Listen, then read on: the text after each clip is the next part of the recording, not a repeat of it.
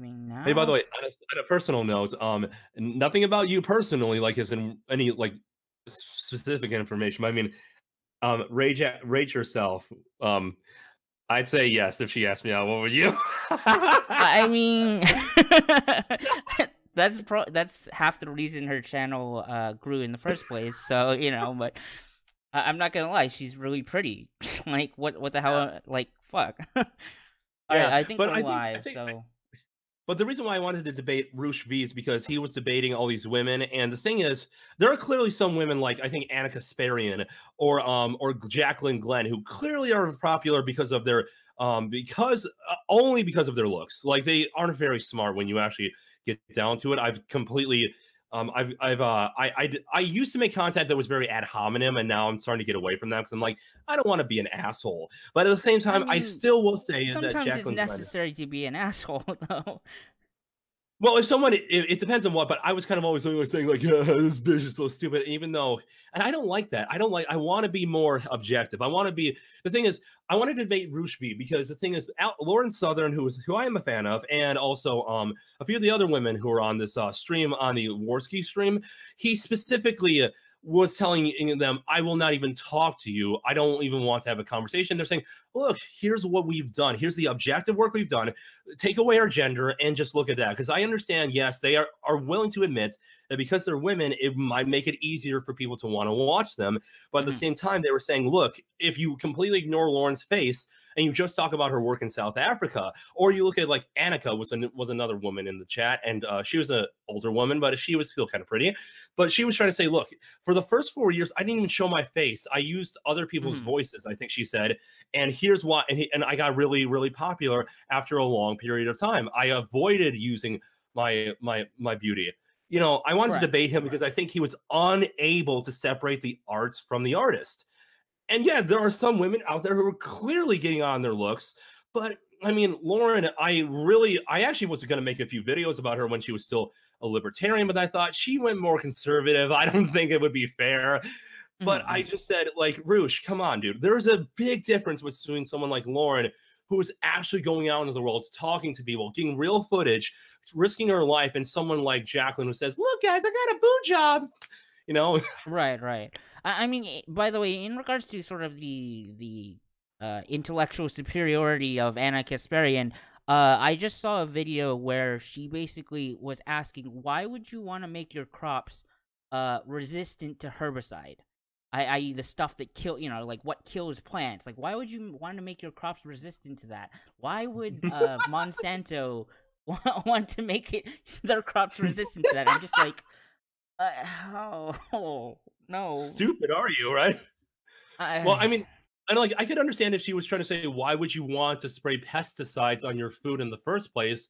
Because that might be like, oh, harmful to your body. But then I thought, well, if you're already planning on doing it, then you don't want to kill the crops. Yeah, exactly, and it's just like I mean, but this is the typical TYT lack of research, basically.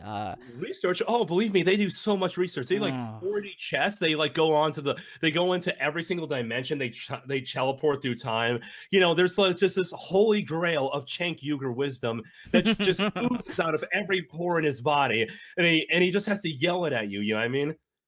yeah, no, I mean, yeah, it's really, So I 40 mean, chests. it's really sad to see what, because like the thing was, I used to watch them. This was like, oh, I want to say like at least 5 years ago. Like back when they were like actually, they were actually doing good things and stuff. Or I would say Well, even doing then, good they were things. still kind of assholes, but they weren't that bad. They weren't nearly as bad as they are I now. feel I mean, go like they at least like they did better. Now it's just they've gone completely regressive. And on. granted, my views have also changed as well, but still, like, holy fuck, what happened? Oh, well, the thing is, every once in a while, you gotta ask, what is in this Kool-Aid? Speaking of um, which, in regards to sort of like the where I got the Anna Kasparian thing was there's this guy called Miles Powers who does like debunking videos and so far are like we live, by the he's way? huh. Are we live, by the way? Yeah, we're live. Yeah, we've Oh, been sweet. live Okay. for A couple of minutes at least. 5 minutes. 5 minutes. Do you mind if I quickly just tell people who I am Sure. Yeah. so they Yeah. know Go who ahead. the hell's Uh, Sure. Hello, everyone. My name is Arcion, and I am the Angel of Objectivism. Uh, I am a YouTuber, conservative YouTuber with a bit of an alt-light bent, but also a libertarian bent. My views are a little bit all over the place, but I found out about this lovely gentleman here, broken-hearted liberal, uh, through his Devin Tracy video.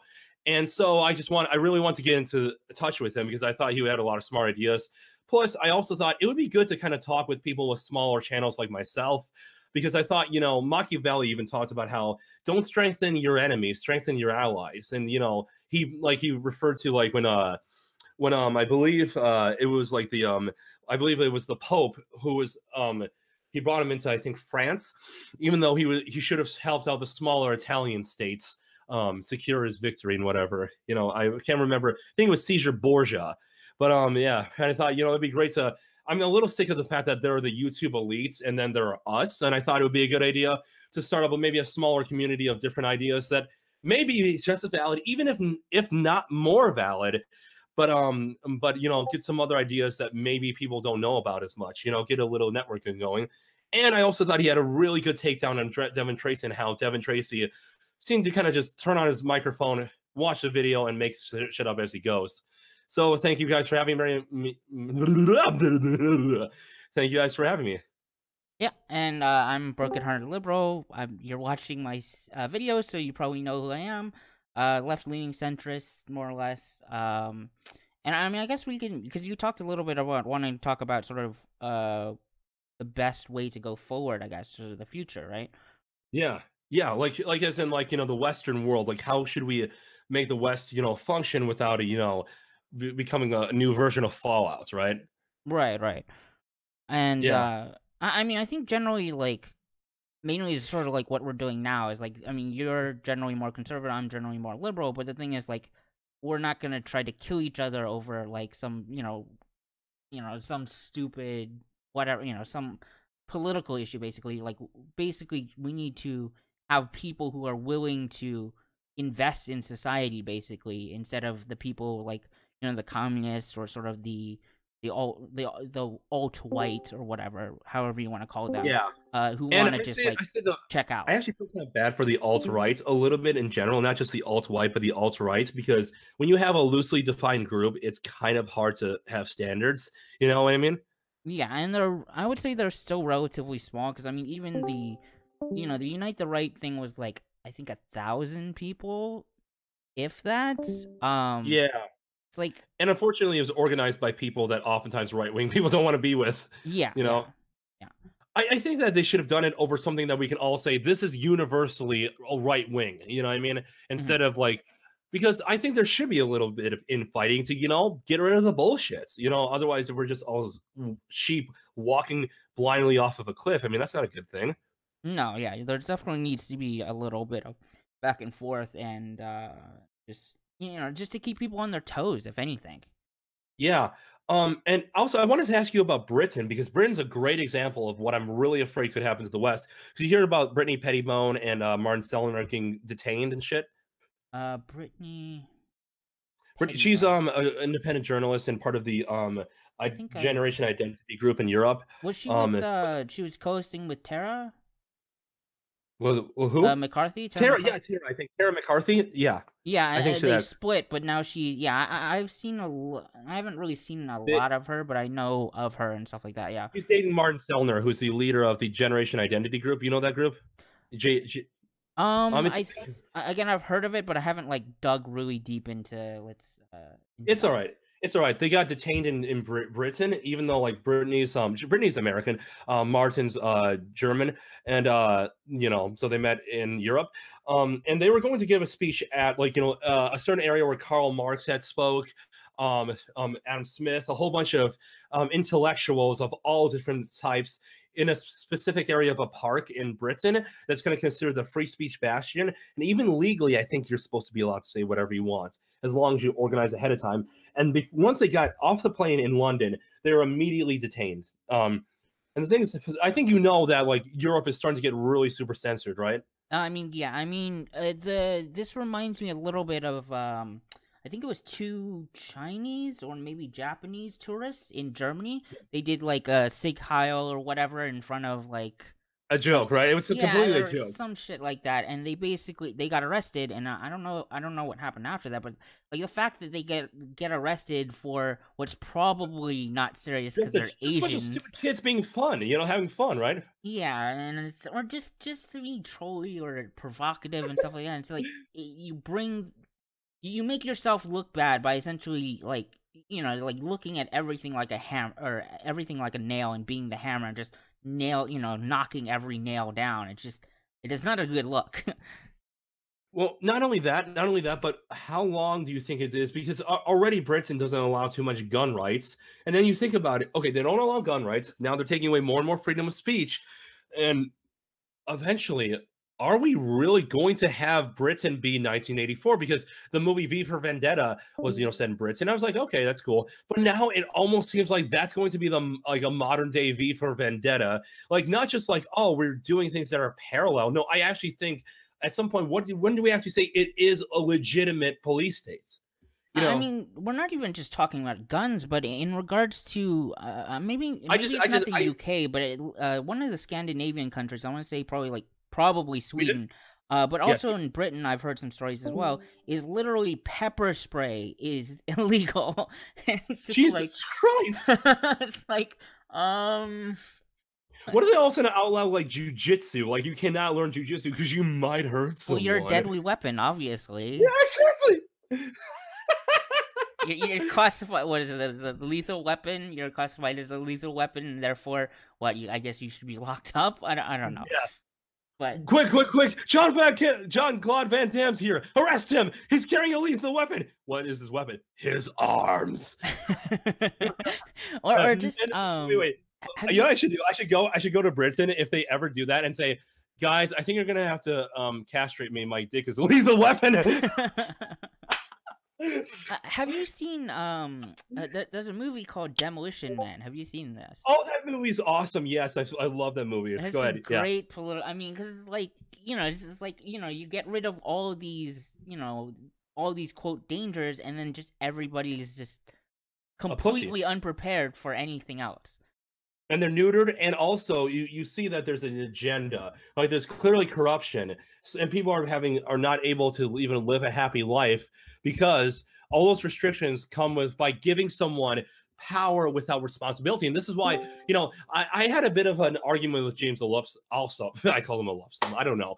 I made a video that I responded to him about tariff and taxes, but also I'm going to be making one about democracy because he said democracy is not always great, but I said, but that's not really the problem. The idea, I do understand that sometimes democracy can be kind of like two wolves and a sheep deciding what's for dinner.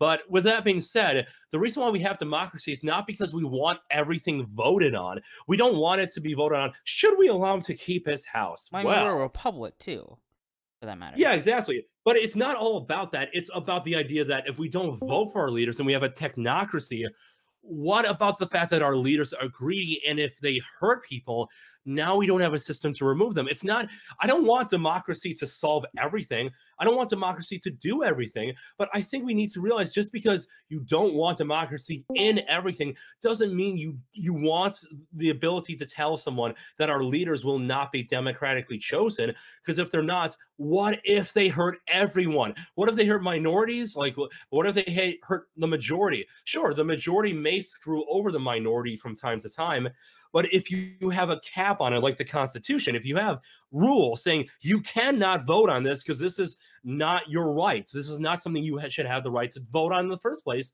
If you have oh, you cannot take away someone's right to bear arms. It doesn't matter if you. Yeah, exactly. It doesn't matter. It doesn't matter whether everyone wants it. This is protected. Why would you want at least some?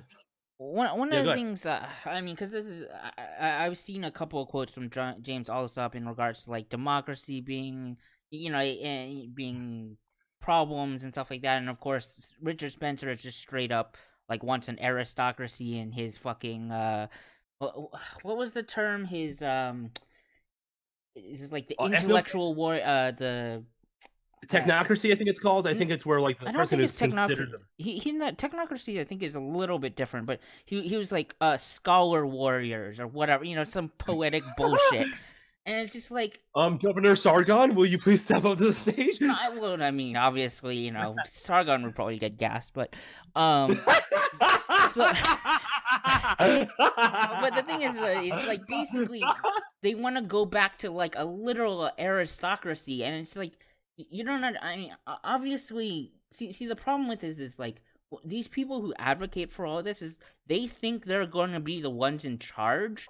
But if it actually goes, the way a lot of things is, like any communist revolution or some kind of ultra sort of Comrade, you just gave me a Russian. Please talk more about monarchist kind of things or whatever, these people are gonna get killed in the second purge.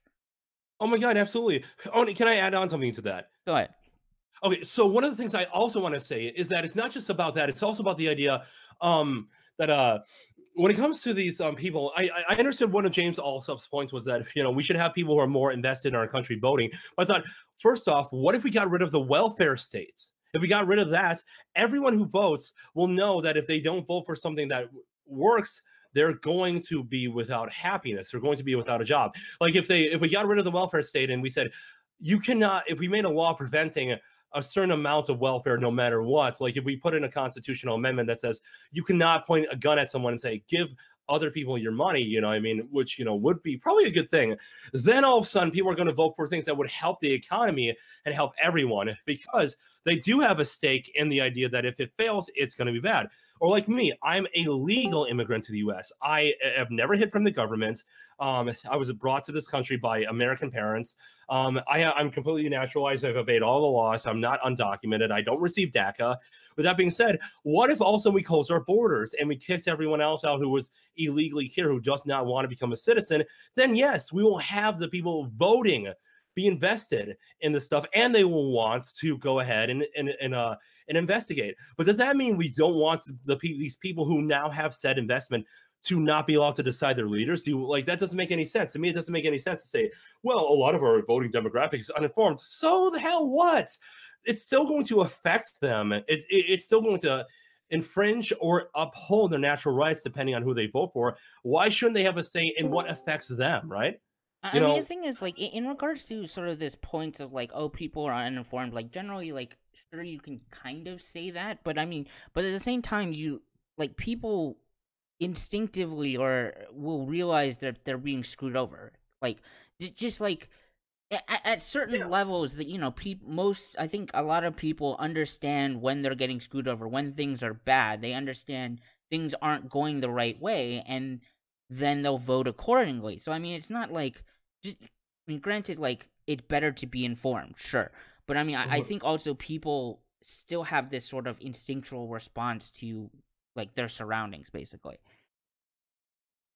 Well, not only that, I think I would even add on the idea of, like, they said, like, well, should we come up, like Black Pigeon speaks, and I have good respect for him, because he wasn't saying America needs to do this. He was saying we should open up discussion about this, and I'm a free speech purist. I believe as long as you're not doxing someone, or if you're not, making a call to action which could reasonably cause someone bodily harm, you should be able to talk about this. And he talked about something very controversial. Should we allow women to even vote at all? I said we should be able to talk about this, but the answer is yes, because yes, even though it shows that women oftentimes vote for more welfare, I mean, we should have laws that say you should not be able to vote on this regardless of gender anyway, to protect people's natural rights. But just because someone often will vote for that does not mean you should take that away. It's like how I made a video called Guns Help the Mentally Ill. And my point was we shouldn't just give away guns to people in mental asylums. What I was saying was that I have autism, and I know plenty of people with Down syndrome who are high functioning, who have never hurt anyone in their lives, who actually are good at shooting. They literally know all the laws, and people who have like schizophrenia who are able to be managed as long as they have medication. And my point was, if someone is mentally impaired, that does not mean they don't have autonomy. That doesn't mean they don't know what they're doing. If someone doesn't, that means they're clinically insane. Insanity is where someone's unable to understand the difference between right and wrong, and that's a legal term. If someone is declared clinically insane, that's a completely different thing. Just because someone could do something bad doesn't always mean you should have the right to stop them from even having the ability to choose, right? Mhm. I mean, in regards to in regards to that point on like sort of mental health and guns and stuff like that, I think most people would say, like with like autism or Down syndrome and stuff like that. I think most people wouldn't want to ban, or well, okay, the more sane people wouldn't want to ban like those people from owning guns. It's more like like I don't know about the schizophrenia that starts when you get like to paranoid schizophrenia that starts that That could be that, we that could but have a when they're off their conversation medication, there, I think, but yeah. But I think the big problem there is like when they're off their medication, they could be considered legally insane because when they're off their meds, they might not be able to know the difference between right and wrong. Like if they're covering up their tracks or there's premeditation, it's clear that they knew what was right and wrong, mhm. and therefore they're a criminal. Like if I had schizophrenia and I did all that and I pre-planned and I covered up my tracks to avoid the punishment, it would be clear. Oh, he committed a crime. Let's not send them to a hospital. Let's send them to jail. But yeah, I get what you're saying, though. I do get Mhm. what you're saying. I mean, because one of the in regards to the sort of the schizophrenia sort of line, I guess is like one of the crazy things was I heard a story. It was a case where in Canada somebody actually killed somebody, like they Yeah, actually killed somebody. They had schizophrenia, obviously, and then they got right. released.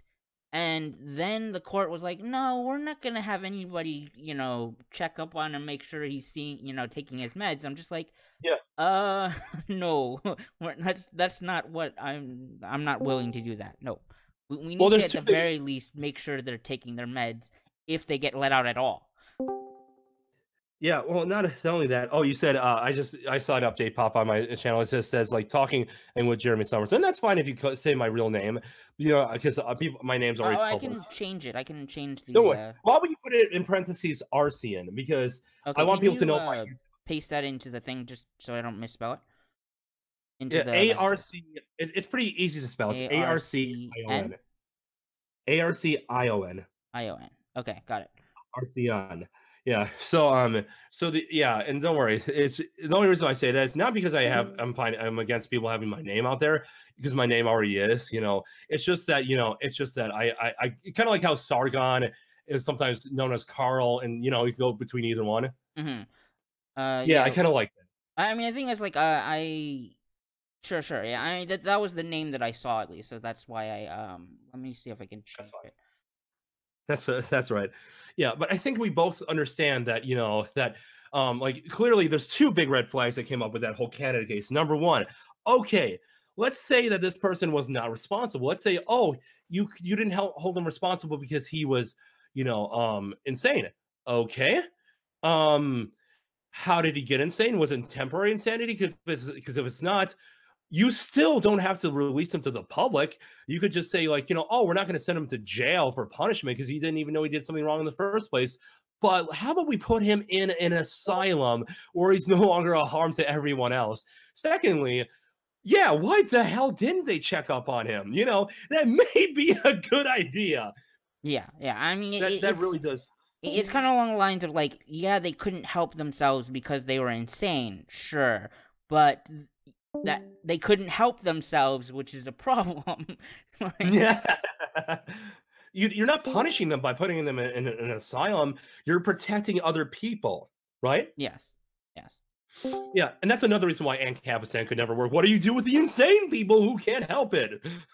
Yeah, Right? What I do you do don't. with them? Yeah, inhabit. There's a on Discord. There's the politics Discord, and it's. I've talked to some ANCAPs, and I don't understand. I mean, like, I mean, I'm leaning more towards on the political compass. I lean more towards the the libertarian, the left libertarian sort of stance or whatever. But I can't go all the way down there. Like it's just Yeah. not. It's not.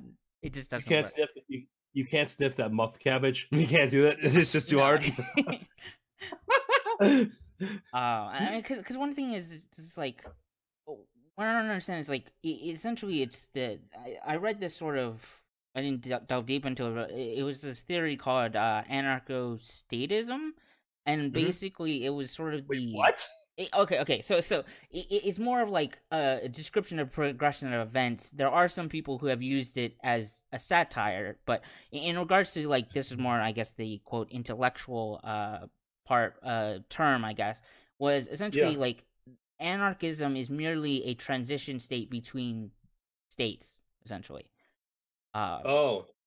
in the sense that like basically, let's say anarchy occurs or whatever, eventually like there's gonna be enough like powerful people, leaders and stuff like that, who are just gonna form an what's effectively a state. Because we had Yeah. this happen, with like in Europe, you had warlords got powerful enough, got established enough, and Yeah. that's it. Like they become the state, and obviously, some of them got overthrown, but that's how the states formed. Oh, and do you mind if I interject? I actually also released another video called "Ancapistan: A Nation Without Introspection." And it actually, well, hilariously enough, also the only comment I got on there was by an ANCAP known as Esoteric Entity, who has a pretty big YouTube channel actually. And he said, going to debunk this soon. And all of a sudden, I waited for weeks and said, okay, so I guess it was too hard for you to debunk me, tongue in cheek joke. And so he said, no, oh, it's the same arguments, mistatism, even though I cite Machiavelli as one of the big reasons why Ancapistan can't work. And let me explain why. Because they always say stuff like, oh, well, we'll have private militaries. And Machiavelli shows so much historical evidence as to how every single Italian state that uses auxiliaries, which are an army from another nation, Hmm. and private militaries has just gotten destroyed. Just, Well, they're absolutely just, motivated by money. It's not yeah. a sense of patriotism or anything like that. It's literally you pay me. Oh shoot, I don't want to die. I'm not getting paid enough. Yeah, exactly. Oh, and you know what? And plus, they don't have a stake in the land because if they don't live there and you didn't raise your own forces, well, now they can just move to another country and do like a. Mercenaries are great for things that we can use the regular military for, like like seek and destroy missions or for covert missions where they're like, well, you're expendable, but when you want a loyalty to defend a nation, you don't want that because there is such thing as they say like, well, what else would they be motivated for? You can't pay your soldiers nothing. I'm like, when we pay your soldiers, that's compensation so they can live a life after the war. But that's almost never the motivation they defend their country. It's because they live in that country, they can't move out of it, and they need to defend it. It's part of their home. There is such thing as an in-group preference. There is such thing as tribalism. You know what I mean? Yeah. I mean, one other sort of analogy that I generally kind of tell to whether they be ANCOMs or ANCAPs is that like not everybody is as individualist as you are. I.e., some people just want to go to work, come back home, flop on the couch, watch TV. That's it. They don't want the Yeah. responsibilities. And if you make an ANCAP society or whatever, these people will form a state essentially, and then you're Yeah. screwed as an Yeah. ANCAP. Well, also, this is something I always laugh about. Mr. Daverton, who's another huge YouTuber on the ANCAP side, I think we all know who that is, right? Oh no, He actually. used to be Anarchy Ball. He used to be Anarchy Oh, Ball, okay, but okay. I think I a little bit, yeah. Uh, he made, so he was responding to one video said like, how do you know one likes to look like Somalia? And goes like, Somalia is not a government, and sorry, Somalia is not a no government state. It has multiple governments, like it has all these tribal wars fighting for control. So it has multiple governments. And I thought to myself, wait a minute, how did you say you would enforce the law of the non-aggression principle in Afghanistan? We'd have private militaries and private police. Wait a well, minute. Wait a yeah. minute. How is that any different? How is that any different? Now, let me think about it. Think about it. If you have police, you have an organized group of people over a certain period of land, because I'm guessing it would be the landowners who would pay these people to do that. And that's how he said nobody would be charged for it. Nobody would be forced to, because it would be like it's like Wi-Fi at Starbucks. You would give for free when you pay the person who owns the land. I'd be like, first off, that sounds exactly like taxes. Number two, number two, number two, if you have people who have the monopoly of force over a certain part of land, how are you going to be able to not call that the same thing as Somalia?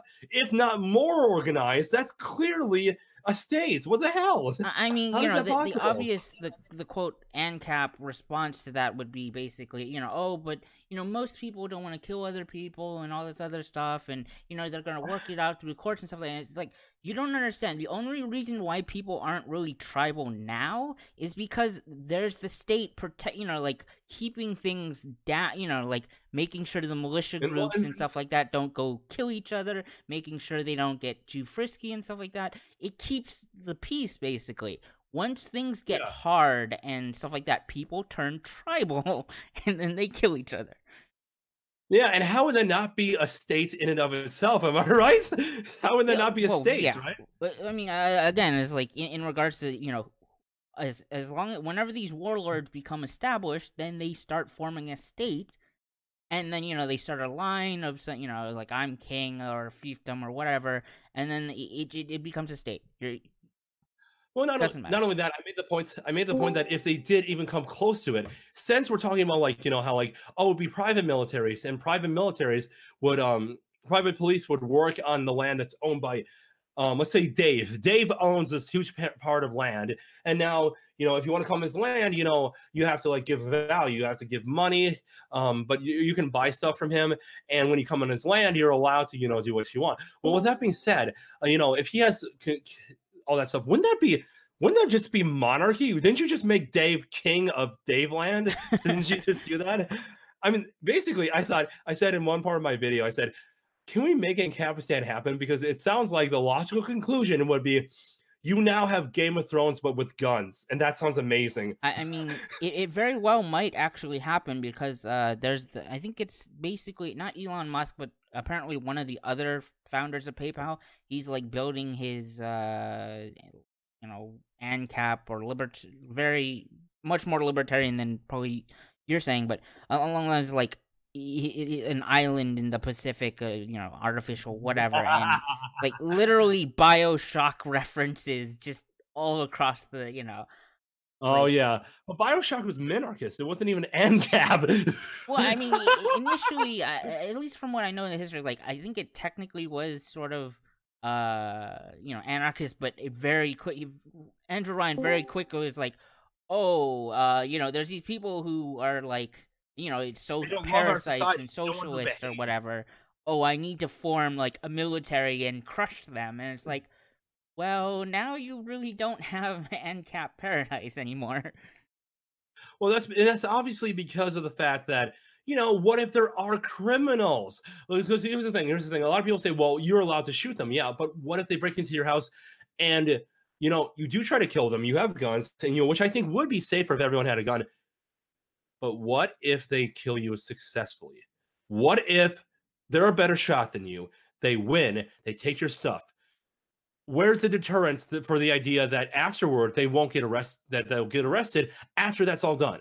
Like, that's part of the police, it's part of the idea. Even if you successfully killed this person, I mean, and they have guns so they can fight back, and they're allowed to. Even if you successfully kill them, we the police, it is our job to hunt you down and bring you to justice even after the fact. Like, where's Right. that gone? Well, I mean, the Then thing it's is, just I was just talking to an ANCAP in this politics Discord or whatever, and he's like, oh, well, all the people around you, you're going to have contracts with literally everybody, like, on everything. So you're going to have, like, hundreds of contracts, I guess, or whatever. And it's like, oh, they're going to come in and enforce this thing. And it's like, what if they don't want to? What if that guy has more guns and more mercenaries? I mean, it's just the amount of complexity in, like, because you have individuals, like, they're very individualistic. So the more individualistic you are, the more complexity in regards to personal interactions you're gonna have, and it's just like it's mind blowing. It's like you have to have a contract to move in to an area, and you have to have a contract with all your neighbors, and it's just like, holy smokes, what's going on? Yeah, and how would people not start wars with each other? I know plenty of people will say stupid stuff, like ANCAPs will say stupid stuff like, well, have you ever seen Fry's go to war with like Walmart? And I thought my instant response was, was there ever a Walmart in an ANCAP society? Like they say, like, well, what do you think? Like, do you think like Fry's will? Do you think Fry employees will be sent to Walmart to shoot everyone there? And my response is, because Mr. Dapperton and an esoteric entity were both talking about how, like, private security does a better job. And I thought, you do realize that it doesn't matter who shoots who. Both people will be held down and shot by snipers from the local police and from SWAT. And if they don't get that done, they'll have the FBI come in and then the military. What the hell are you talking about? Yeah, I mean, in regards to, I mean, like, yeah, the state is basically putting a tamp down on all of this. But the other thing is, like, okay, right now, Fry's and Walmart are not going to go to war with each other. Sure. But once you remove the government, then they have to hire private security. Those private security, get into a fight or something, then they will be shooting at each other. Can you imagine what Boston? Can you imagine what Boston's gonna be like? I don't know. It's really insane. I think that, maybe we should probably change subject. We've been on this one for a little while. I think the ANCAPs need to go, help themselves. Do you mind if I say one thing? Do you mind if I say one? Do you mind if I say one more thing about what? Yeah, this is the one thing I think you and I can both agree on that annoys both of us about ANCAPs. Is that, look, I can understand if maybe they would say, I think that what your states that you say it needs to exist is not moral, and I also think that you are miseducated, talking to us, when they talk to us. But when they use the terms like status and when they constantly put a moral argument on me, one of the things that they always respond with is that it's wrong, and you like the idea of using force to get your way. But my response is, why are you assuming you understand my motivation? Because when I say I want the state, I'm saying I don't really want it. I'm saying I don't think you can live without it. I don't think it's possible without creating fallout. What I'm saying is, if I don't want to stay, if there could be no state and we'd all be great, hell yeah, I'd absolutely be for that. The thing is, when I look at having the state as kind of like pulling a tooth out of your face, you know what I mean? Like, it's not you want it, it's that you don't. It's a necessary evil. Like, they think like they pretty much lump us in with like socialists and communists who think that the state is lovely and fruit shine and lollipops. No, what we're saying is it sucks, but it sucks a hell of a lot less than the alternative. In other words, we don't want it. We feel like we just have to have it. Like, it's not really what we desire, but we can't go without it. Society will fall apart. It wouldn't be society anymore. Yeah, and they're always saying, like, they're trying to put it like motivations onto us, like, like, oh, we desire to stay. No, maybe we just don't think you can live without it. Maybe we think it's necessary, not desired. You know what I mean? Yeah, no, I mean, just because you want, like, if we could have anarchy, I mean, and like we didn't all murder each other, I mean, sure, like I get, that'd probably be great, but it's just not gonna turn out that way. Yeah, exactly. Reality will hit you in the face. Like, here's the thing. It doesn't matter if you don't want rulers. I don't want rulers. Who does want rulers? But it doesn't matter whether it'd be nice to have Ancapistan. And guess what? You can't LARP forever. Eventually, you have to live in the real world and realize it won't happen. Like, as in, it doesn't matter whether you like it to happen. Guess what? I would like to be able to I would like to turn every girl into a hot girl and be able to have every single one of them as my wife. If I could do anything, if I could be a god, trust me, there's a lot of things I'd want. Welcome to reality. That's not how it works, right? Exactly, yeah. Yeah, well, let's move on, right? Yeah, sorry about that. No problem. Let's see. I don't know. What other sort of topics? I mean, we could talk about Europe. We could talk about... I think we should talk about what should happen in England and Germany, because I think at this point, like England specifically, because there's so many laws against guns. You see, the thing is, it wouldn't be so bad if they were trying to censor like freedom of speech if they had gun rights, because then the government would be like, we can't go too far with this because they have the ability to fight back.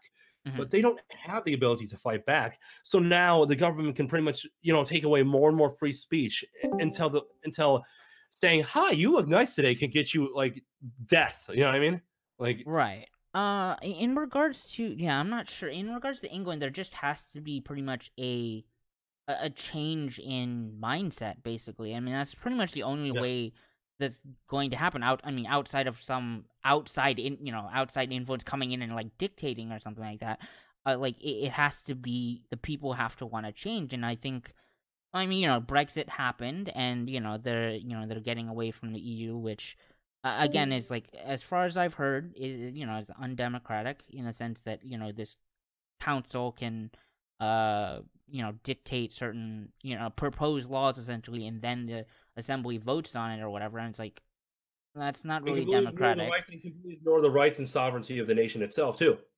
Yeah, yeah, and they're trying to become a state, like a Yeah, super state essentially, but like the United States of undemocratically. Europe, like the United States of Europe, basically.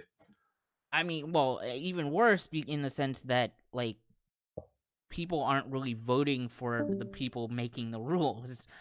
Yeah, it's I, more like the USSR, isn't it? More like the USSR. I, I guess. I mean, I don't know exactly 100% about the USSR structure, but it's just not good. It's just it sounds like a bunch of elites who are I, doing. the USSR was the Soviet Union, as in like when it took over Ukraine, and a whole bunch of other smaller countries like Georgia and stuff. Right, right. I'm talking about, like, the specific, like, inner workings of the Oh USSR. I yeah, haven't, yeah, like, yeah. Right, right. gone into that, Well, but and also, I think this is something I'm scared of. I really hope it doesn't come to this, but I think that all these parties need to organize in Europe and specifically in Britain to vote out every single politician that wants to take away more freedom of speech right now as soon as possible and get out and talk freely. Because what I'm scared of is that there's going to be so many restrictions put into place that it becomes essentially pointless to even work in the government, and they might have to overthrow it. And I say overthrow it because if they don't, the party that's going to be able to be allowed to speak and say their opinions will be so much bigger because they're the only ones who are allowed to speak. And when they're only ones allowed to speak, the ones who say we should allow people to say what they want to, or at least have a democracy, mhm. will not even be allowed to say that. They won't get any of the votes because they won't even be allowed to go outside and speak their mind without being put in jail. And I think that at that point, it is tyrannical. And I'm scared. I think what should happen is they should try to, right now, really try to get vote, peacefully disobey and peacefully vote for better elections. And I think that they should do stuff like stuff that, like, I think they should break the law but not cause harm, as in like they should go out and, like, if Civil someone's crazy enough. disobedience. Yeah, basically, I think someone in the RAF should go out with one of his buddies and, like, without anyone else knowing, go out and drop a bunch of leaflets just saying all the information they want to without the government's approval. Sure, it may be a little troublesome at first, but they won't not be causing harm. They're not Antifa. And if all of a sudden it gets to the point where now the government is going to put you in jail for that, um, like they'll hunt you down and use hardcore force, then I would say, oh no, now we need to fight back. Now we need to actually fight back with guns and knives and explosives, and only against government forces. I do not want, like, to bomb a platform. I don't want people to bomb buildings like full of civilians. I would say, like, here's what I would say people should start doing, like, right now today. Start, like, buying guns, like, off of, like, outside of Britain, smuggle in high quality weapons, and then just duplicate as many of them as you can, as to make them accurate, good firing. You know what I mean? Because that's something they do in, like, other countries. So that way Hmm. people can have guns. Keep them in your house. Do not fire them. Do not take them out. Do not cause trouble. But just hold them in your house until all hell breaks loose. And then, what I mean, and give them away to tons of people. What I mean? Make sure you get high quality guns and you have high quality machines to duplicate it on the black market. And then I'd say, do not give it to anyone you don't trust. Don't let Hmm. criminals get it, and don't take it out. And then I would say, try to work within the government and to get things solved. Then try to have civil disobedience and public speeches. You know what I mean? And if Hmm. all else fails, this is something that I think they should do. Invade every single government building, take over the building, kick everyone out. Do not take hostages. Do not hold anyone for ransom. Instead, just occupy the building and say, until the government is willing to surrender power to the people, we will not leave these buildings. You know what I mean? You will not put I mean, anyone's homes in danger. And that's only if you feel like war is inevitable, as in like you've done civil disobedience, and people are being sentenced to death. There's, like, police states. There's nowhere you can I go mean, that just isn't. to clarify, like, you don't, you're essentially, this is not, like, current. You don't think any of this is necessary in, like, uh like these sort of armed actions right now aren't necessary No, no, now, no, no, right? no, no, no, no, no, no. What I'm saying is, there's a classic quote: "If you want peace, prepare for war." What it means is, you do not. That doesn't mean you go out and try to start shit. It just means you are prepared when all hell breaks loose. It's like Hmm. people with nuclear bunkers. It's like, I'm not gonna I'm not gonna launch the nukes just so I can live in my bunker. No, I'm gonna be ready for it. And that's why I say, like, put it under the floorboards in your house. Right. Do not go out and start war. Do not go out and cause peace. I'm sorry. No, peace is fine. Peace is fine. That's not what I meant to say. Do not start trouble. What I'm saying is, be prepared. Have like a safe zone. You know what I mean? Hmm. And if anything, don't just buy guns. Buy like, cryptocurrencies. Buy radios. Also buy emergency bags. Take jujitsu, because jujitsu is a great art for restraining people without having to hurt them very much. In Use like regards flashbangs.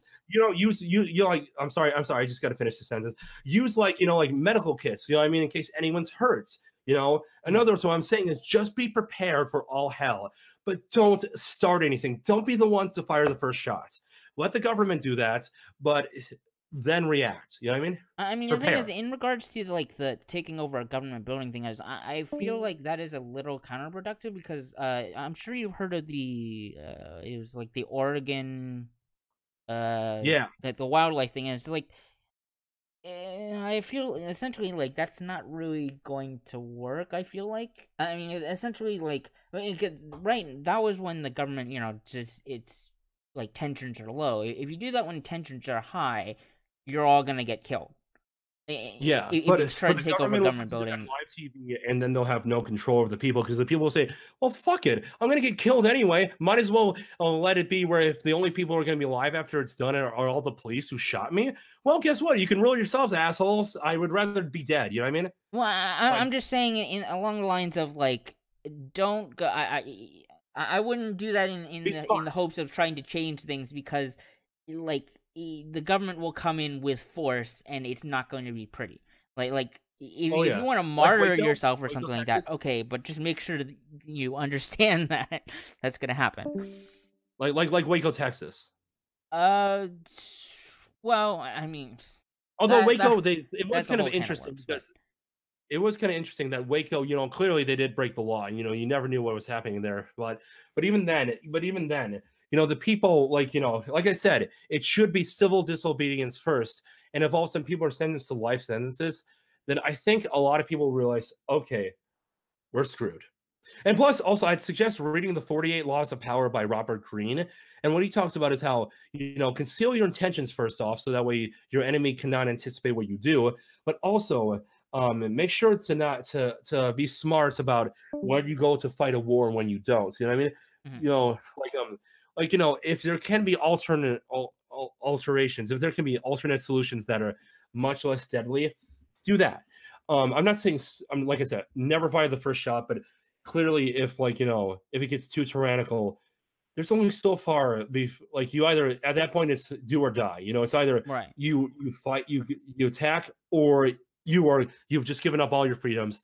Welcome to Nazi Germany. You know what The I thing mean? is, in regards to the guns thing, is actually if you haven't heard of there's this guy called Bloody, I believe his name was, and he Yeah, basically made a machine gun out of just normal household power tools, basically. yeah.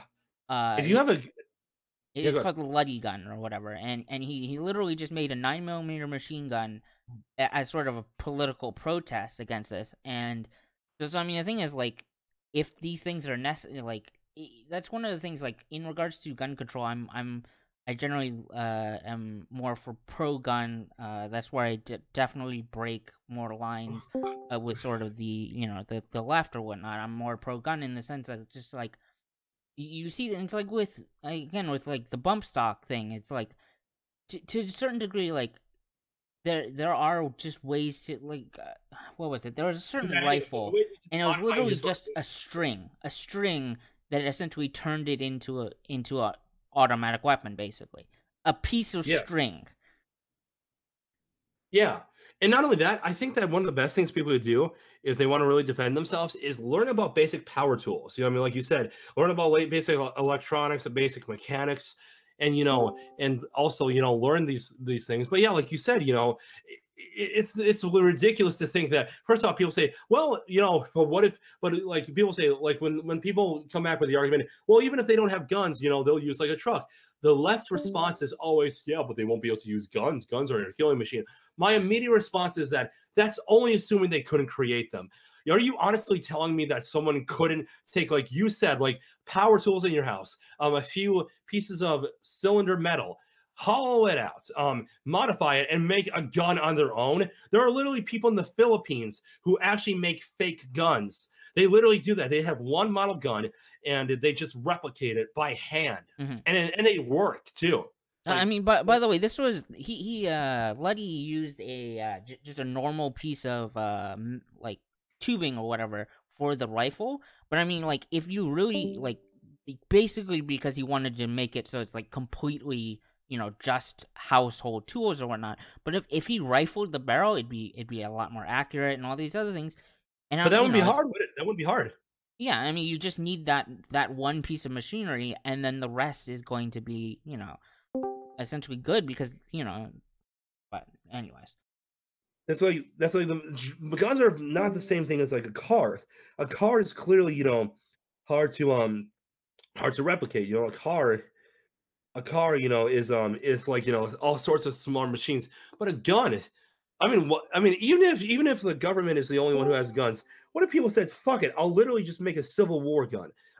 As long as that allows me to defend myself, I'd rather have like a gun that's like a Gatling gun that was easy or as you get hell a to make. shotgun shell. You get shotgun shell, and you make you put it in tubing. You just hit the back of it, like it's like. Yeah, exactly.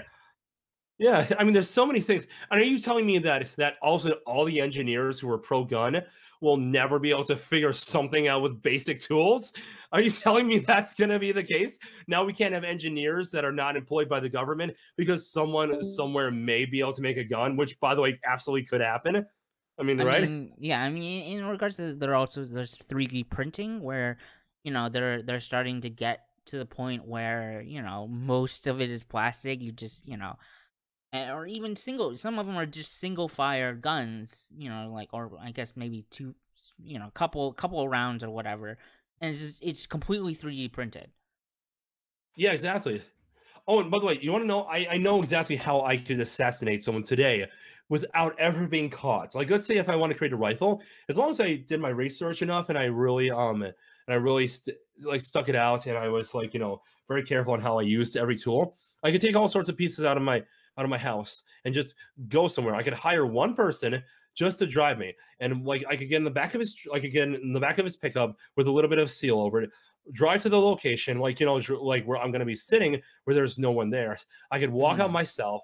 I could take a door with me with a doorknob on it, put it on the grass, and so that way it distorts my body shape, and then fire off one round, pick up the shell.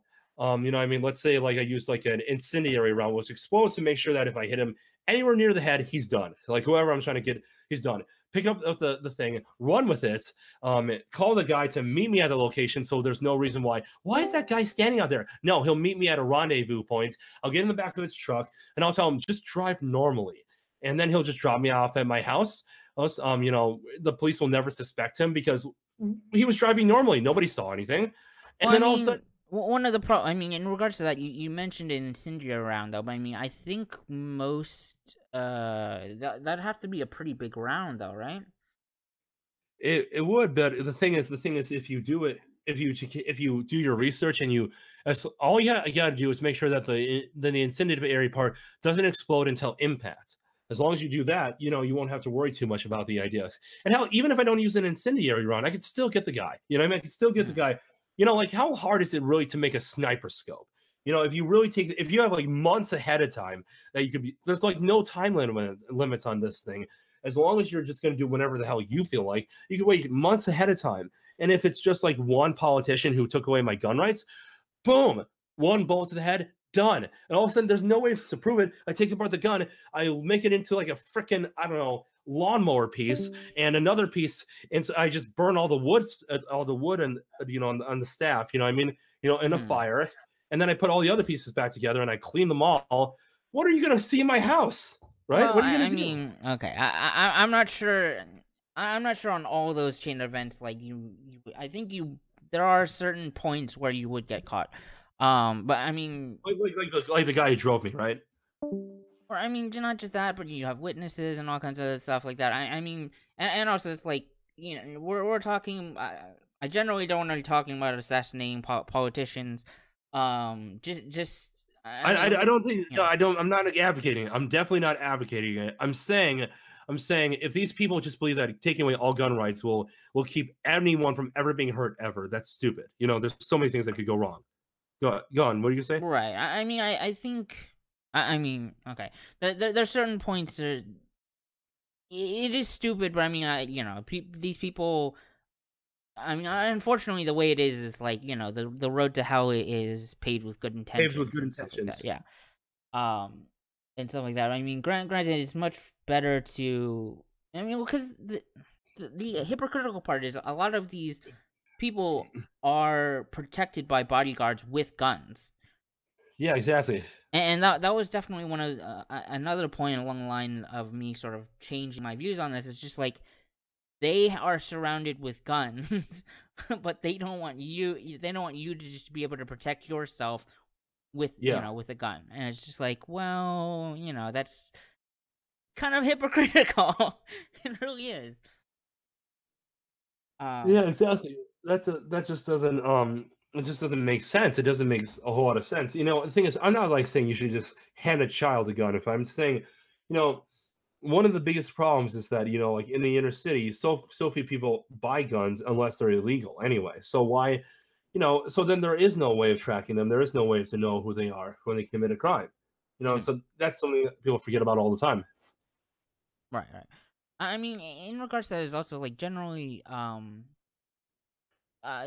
having people respect guns and it's like teaching them essentially safety training and all this other stuff will.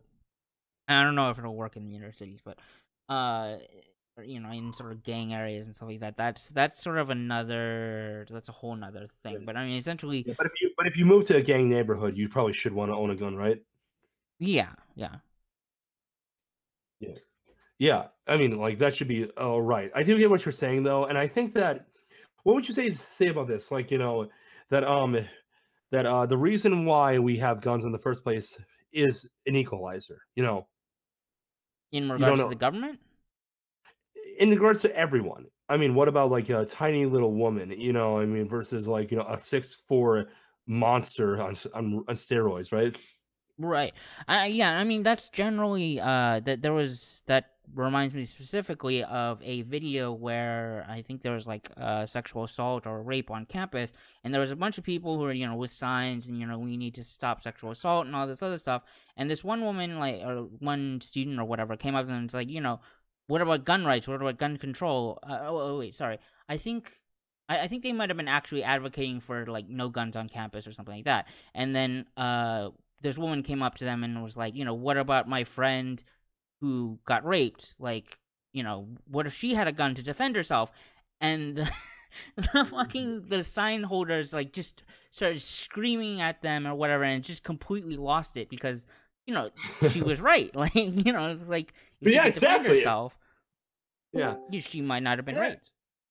And, on a separate note, it always makes me it's very interesting that you have the name broken-hearted liberal, because when you really think about it, a long time ago, it was only the left-wing Democrats. I mean, the far left. I'm talking like, the ones who were probably even ex-slave owners who wanted to get rid of gun rights. Even then, they didn't want to do it. And most liberals actually were pro-gun. I actually, perhaps they didn't want everyone to get guns, but they were not nearly as anti-gun, and they weren't as much, transgender is a thing, Mm-hmm. if you want to be trans, that's fine. I don't care. But, back then they would, they were saying, yeah, men and women are different, but they deserve equal rights. You know what I mean? Yeah. But nowadays, it's sad for people like you because, if you are a little bit more left wing, I do see that the old left is not the same as the new left. The new left is just, like, it's like this tumor that's grown all beyond all proportions. We don't know what to do anymore. And then there's one little cell like you that's saying, "Hey, I'm still alive. Cut off the tumor, please help." you know, I mean, that's I'm your exactly. bicep. What's up? I mean, that's exactly the reason I chose this as as a name, essentially.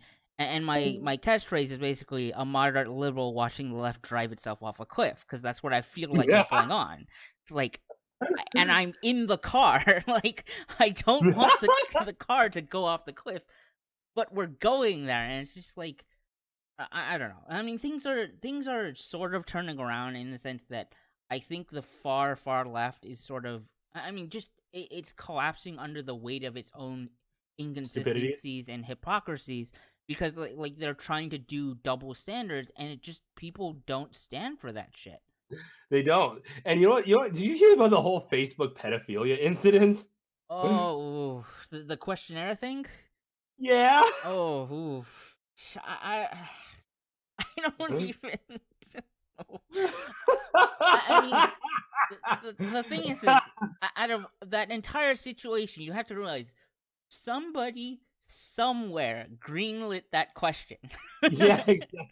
Somebody somewhere. It's just like, what were you thinking? Imagine if Mark Zuckerberg really had nothing to do with it. I highly doubt he had nothing to do with it, because come on, he totally did. I mean, But I mean, there's a lot of. I mean, he runs a big company, so there's possibly. There's always be open to possibilities. But the thing is, imagine like the guy who did green light it, and Mark Zuckerberg comes in and goes like, wait, you're the one who did this? And he goes like, he's Bob pointing did it. to his desk, and he goes like, and then he pulls out like this one button. He goes like, but this button is broken. I want my stapler. Where's my stapler? Yeah. I mean, yeah, I'm pretty sure whoever greenlit it got a reaming. Yeah. That's just, I mean, because the other thing is, like, also is like, before that, all that is like they were like trying to do that program where like, oh, upload your nudes so we can like auto find the nudes and take them down. And it's just like, wait, what? No, you didn't hear about this?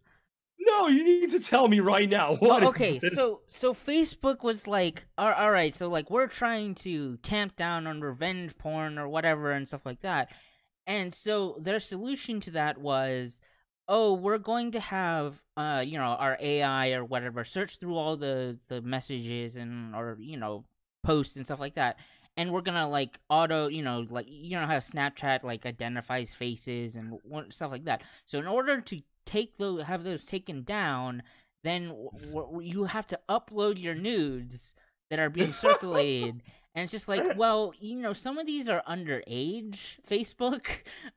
So you're asking them to upload child pornography, like legally it's child pornography, and then people are going to also see this, and it's going to be on the databases.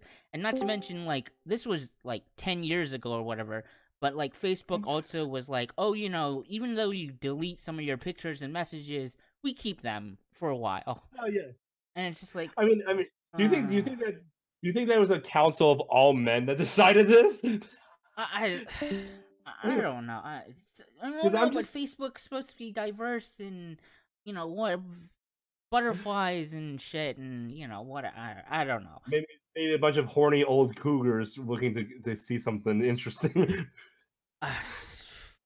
I don't know what they're just the. Sometimes this was like a while back. I was kind of wondering like because these companies make all these bad mistakes. I'm just wondering like, they should have test groups with like teenagers, and they should present the ideas to teenagers. If the teenagers just lose it or whatever, maybe that idea should get like reevaluated. Well, you would think with that big of a company that's that scared not only of getting sued, but also how many people work for them. Nobody caught it. Nobody did. That means that it was like what? I mean, the other problem could be with Google. Like with Google has that they're they have secret unrecorded classes on diversity and whatnot about with the the Google memo and whatnot, all that stuff.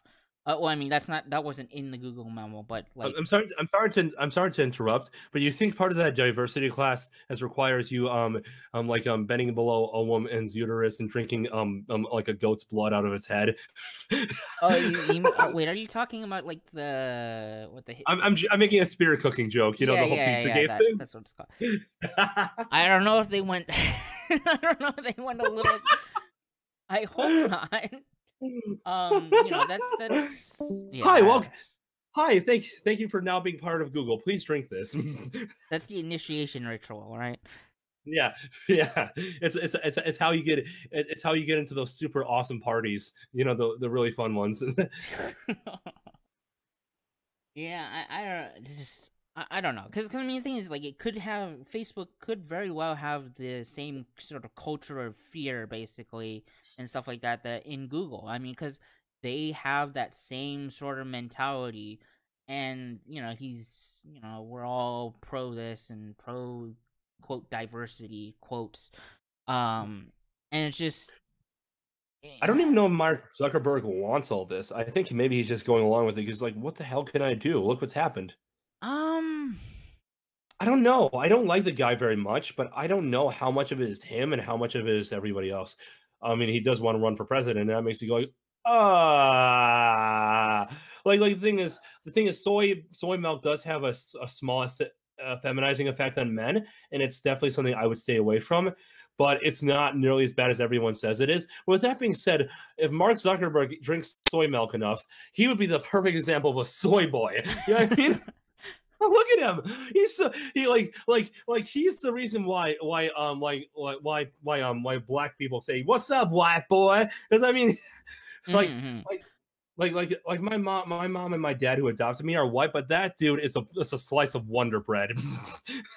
Yeah, I mean the thing, I don't know. I mean, at the very least, he's I mean, he's the head of the company, so he at least ostensibly is approving all of this. So I don't know so much as like Yeah. he's being forced to like he has some complicity in the trying not to be like, but he does have sort of an involvement in this whole debauchery essentially. And yeah, he does share some responsibility. There's no way he doesn't. I'm gonna move positions in my domicile for a sec. okay. Yeah, sorry about that. It's just my back's starting to hurt. So I have a bed where I'm at, and this is my apartment. So I gotta, my back. There we go. That's better. Yeah. So yeah, but I do get what you're saying. Yeah, he has to be at least a little bit complicit. There's, you can't play dumb forever. Like, I'm sorry. What's the name of the company you run? Oh, it's Facebook. Okay. Why did this happen? Sorry, gotta go. Right. Yeah. In regards to Facebook, actually, one of my friends, privilegedly shitlord. I can't speak right now. But basically, he posted he had a Facebook post. This was from like months ago, and he was criticizing Tara McCarthy. It got flagged down, and it's just like he's criticizing who's ostensibly Facebook's enemies or whatever, political enemies, and his post gets flagged down. And it's just like, what are you doing? It's like he's criticizing your enemies, and it's still not good enough. I don't know. Yeah, exactly. Well, did Tara McCarthy do that, or do you think she did that? No, I don't think she knew. I mean, she's a big I think figure. like a bot, maybe. I think somebody just, I don't know, maybe one of Gleb's friends or somebody in the public forum just saw it and was like, oh, it's but. I don't know exactly. I can't really speculate Yeah, you don't want who reported it, but yeah, it would be kind of unfair to just say like, Tara, she wants censorship, and she'll like, actually, I did not know that happened. What happened there? Yeah, yeah.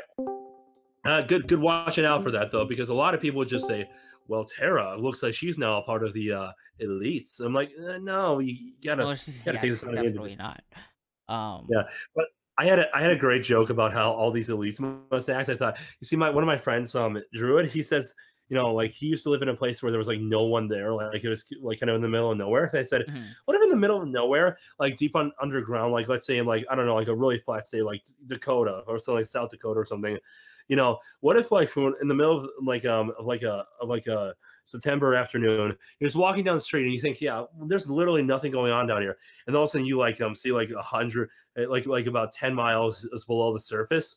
All of a sudden, and like the loudest, craziest rave of all time is happening, and like in the like all the elite socialites and politicians and celebrities are all there. Like Trump is there and he's dancing with Bill Clinton for some reason, and, and like and like and the music's vibrating so loud it's actually making the chairs and tables shake really Hmm. violently. And Alex Jones is there and he's like Wait, he's got Alex like a Jones goat with the mask on so nobody Clintons? recognizes it. Holy And then smokes! yeah, exactly. And he's like, and he goes like, "Holy shit! I was just making all that up." And it turns out it's real. And all of a sudden, some guy like hears a noise up on the surface, and he puts his ear to the ground while the party's going on. He goes like, "What's that noise?" Yeah, it's probably nothing. It's probably just hears things. He keeps walking. Hmm. Could you imagine? I mean, yeah, is it the? I mean, you already. I don't know if I can actually because you put the Clintons and Alex Jones together. And I'm like, parties wise, I don't. I think they generally run in different circles, but who knows? No, no, Maybe I'm saying Alex Alex Jones Jones is is. like undercover. You know what I'm saying? Like he's there undercover, trying to see, Oh, trying to break okay. the conditioning. You know what I mean? He's I wearing like mean, a goat mask. or He's wearing, he's maybe he's controlled op, and I'm just kidding, yeah, but just to discredit all conservatives. yeah, like I like mean, you know, like he's wearing a goat mask so nobody can tell who he is. right. God, yeah. What's up? Yeah, but I don't know. It's fun to think about, isn't it? Yeah. All right, let's Oh see. my What we kind of got off because we were originally talking about England, right? We got a little meandered off, but I don't know. Like generally, I guess if we want to talk more on England again, is just sort of. I mean, again, outside of a mind change, like what else can you do? It's not like you just got to change people's minds. yeah. And I have no problem with that. That's something I'd really, really like. My biggest fear is that there's so many laws that there is that people won't even be allowed to do it. They won't Hmm. even be allowed to participate in the democratic process because they'll just be told if you vote wrong or if you say the wrong thing publicly, you're going to go to jail.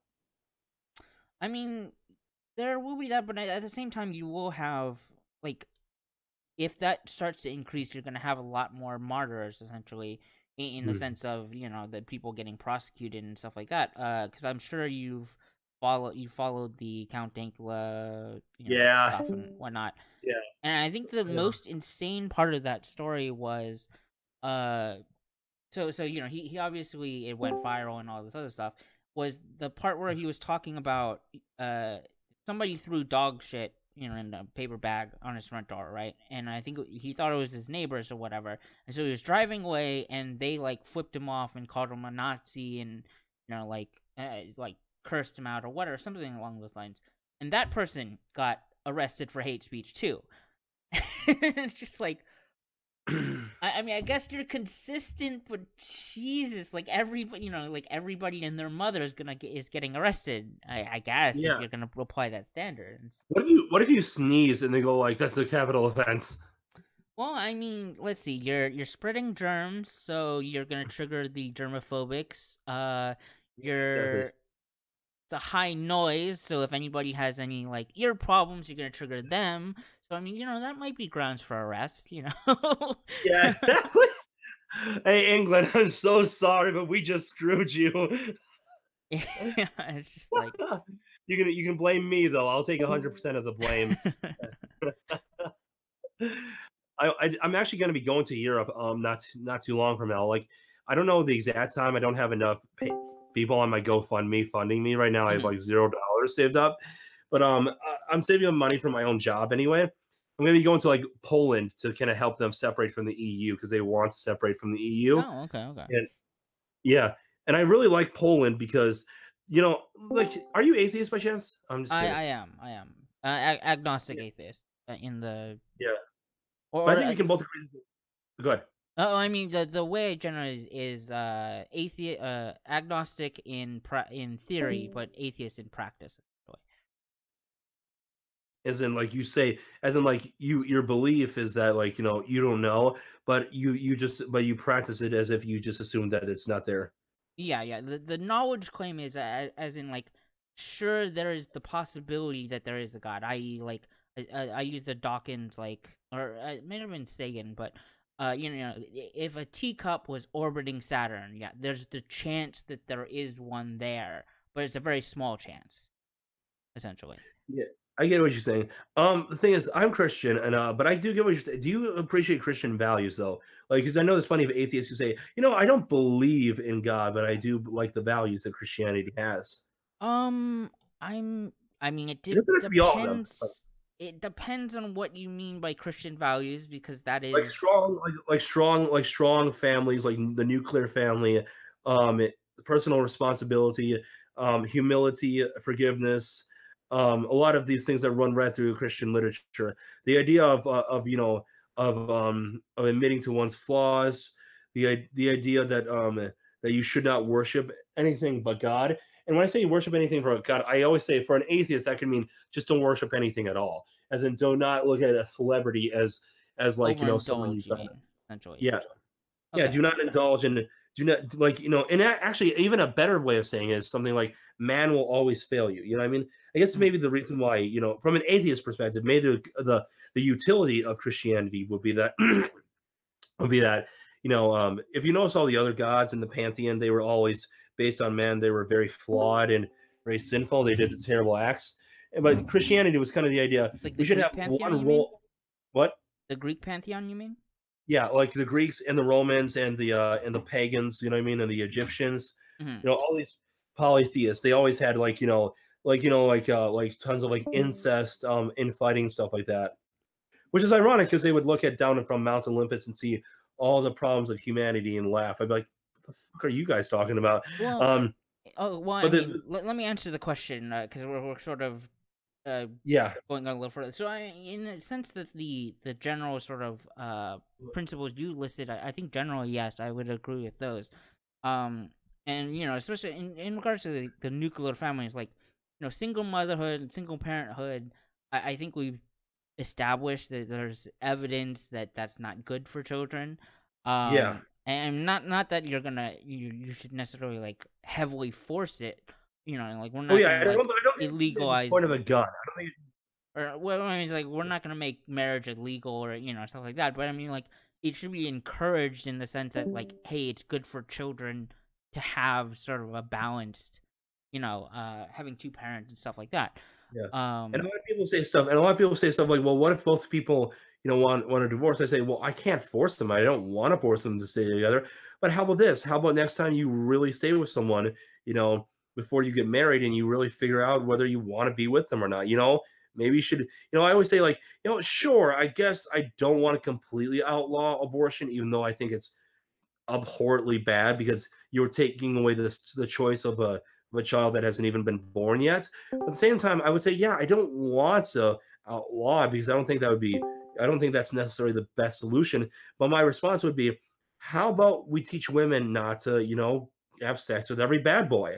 I mean, like most abortions do not come from rape. Most abortions come from sex from consensual sex. And I'm like, okay, can you at least admit that, like, since most of them do come from consent, like, that it is at least a little bit your fault? mhm. I mean, yeah, I generally like, for instance, like I don't want what I've heard happens in Russia, where like, essentially, because I think they've like tamped down on like contraceptive use, but abortion's still legal, so they're like using abortion as contraceptives instead of using contraceptives, and it's just like that's That just makes no sense. Yeah, yeah. that's really logical. Yeah, I don't want anything like that happening. It's like, and I want to discourage like the Lena Dunhams who want to have an abortion because of it's an experience or some shit. No, no, I'm sorry, but just It sounds like she thinks like an abortion is like an adventure to the doctors. Like she has well, like a to little her, she thinks that she thinks it would be an experience. I'm just like, no, that's not what it's for. Like, it's not like I would prohibit, but it's like socially discourage shit like that. That's Yeah. just, I mean, Yeah. yeah. And I mean, I'm not saying you should have it like a law or anything. I'm saying like, but I am a little sick of this nihilistic view that a lot of liberals get, which is that if something's not illegal, it also shouldn't be shamed. I'm like, well, I mean, come on. I mean, what if a whole bunch of gay people wanted to have like unprotected sex with each other? Because that is a very big thing in the gay community where there's like like the bug chasers, and now it's a Uh, misdemeanor in California. the Mr. Now it's a Medicare misdemeanor. video, I assume you're talking about What? the Mr. Medicare. Oh yeah, I saw. Did you see that? Yeah, I saw that. Oh, Yeah, the but it's I mean, he was reading another forum, so I mean, it's like it's not untrue, you like know? the positive loads, and I was starts getting into fucking like this is some degeneracy. This is see Yeah. this is where the state should just say no. Like in this case, like if you're knowingly like trying to infect people and like and infect yourself with, just no. Like I'm sorry, but this is where the state comes and just says no. This is unhealthy, like just completely unhealthy and wrong. Yeah, exactly. Well, and, I do I'm a little bit confused about the whole vaccine debate where like, but to me it'd be like, yeah, you should be more conscious about what vaccines you have.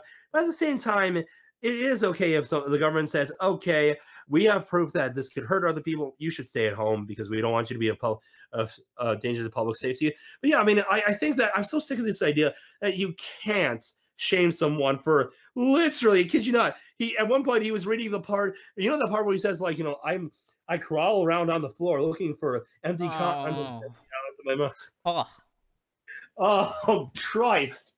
And if there was a man, if there was a straight nightclub with tons of men doing this to women, even if the women were consenting, the whole world will lose its damn mind. yeah.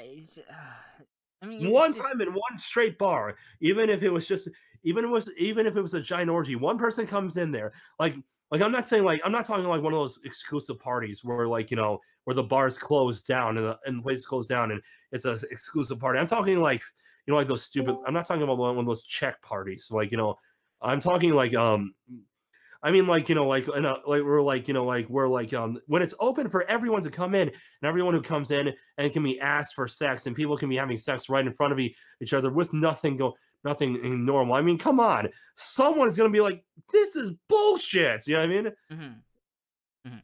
Yeah.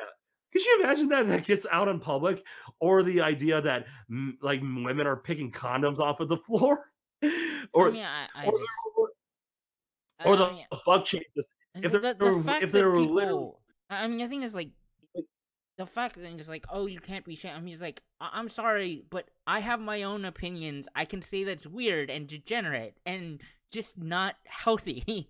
Like, Yeah, that's there's my, objective reason why you might not want to do that, right? yeah. There's, yeah.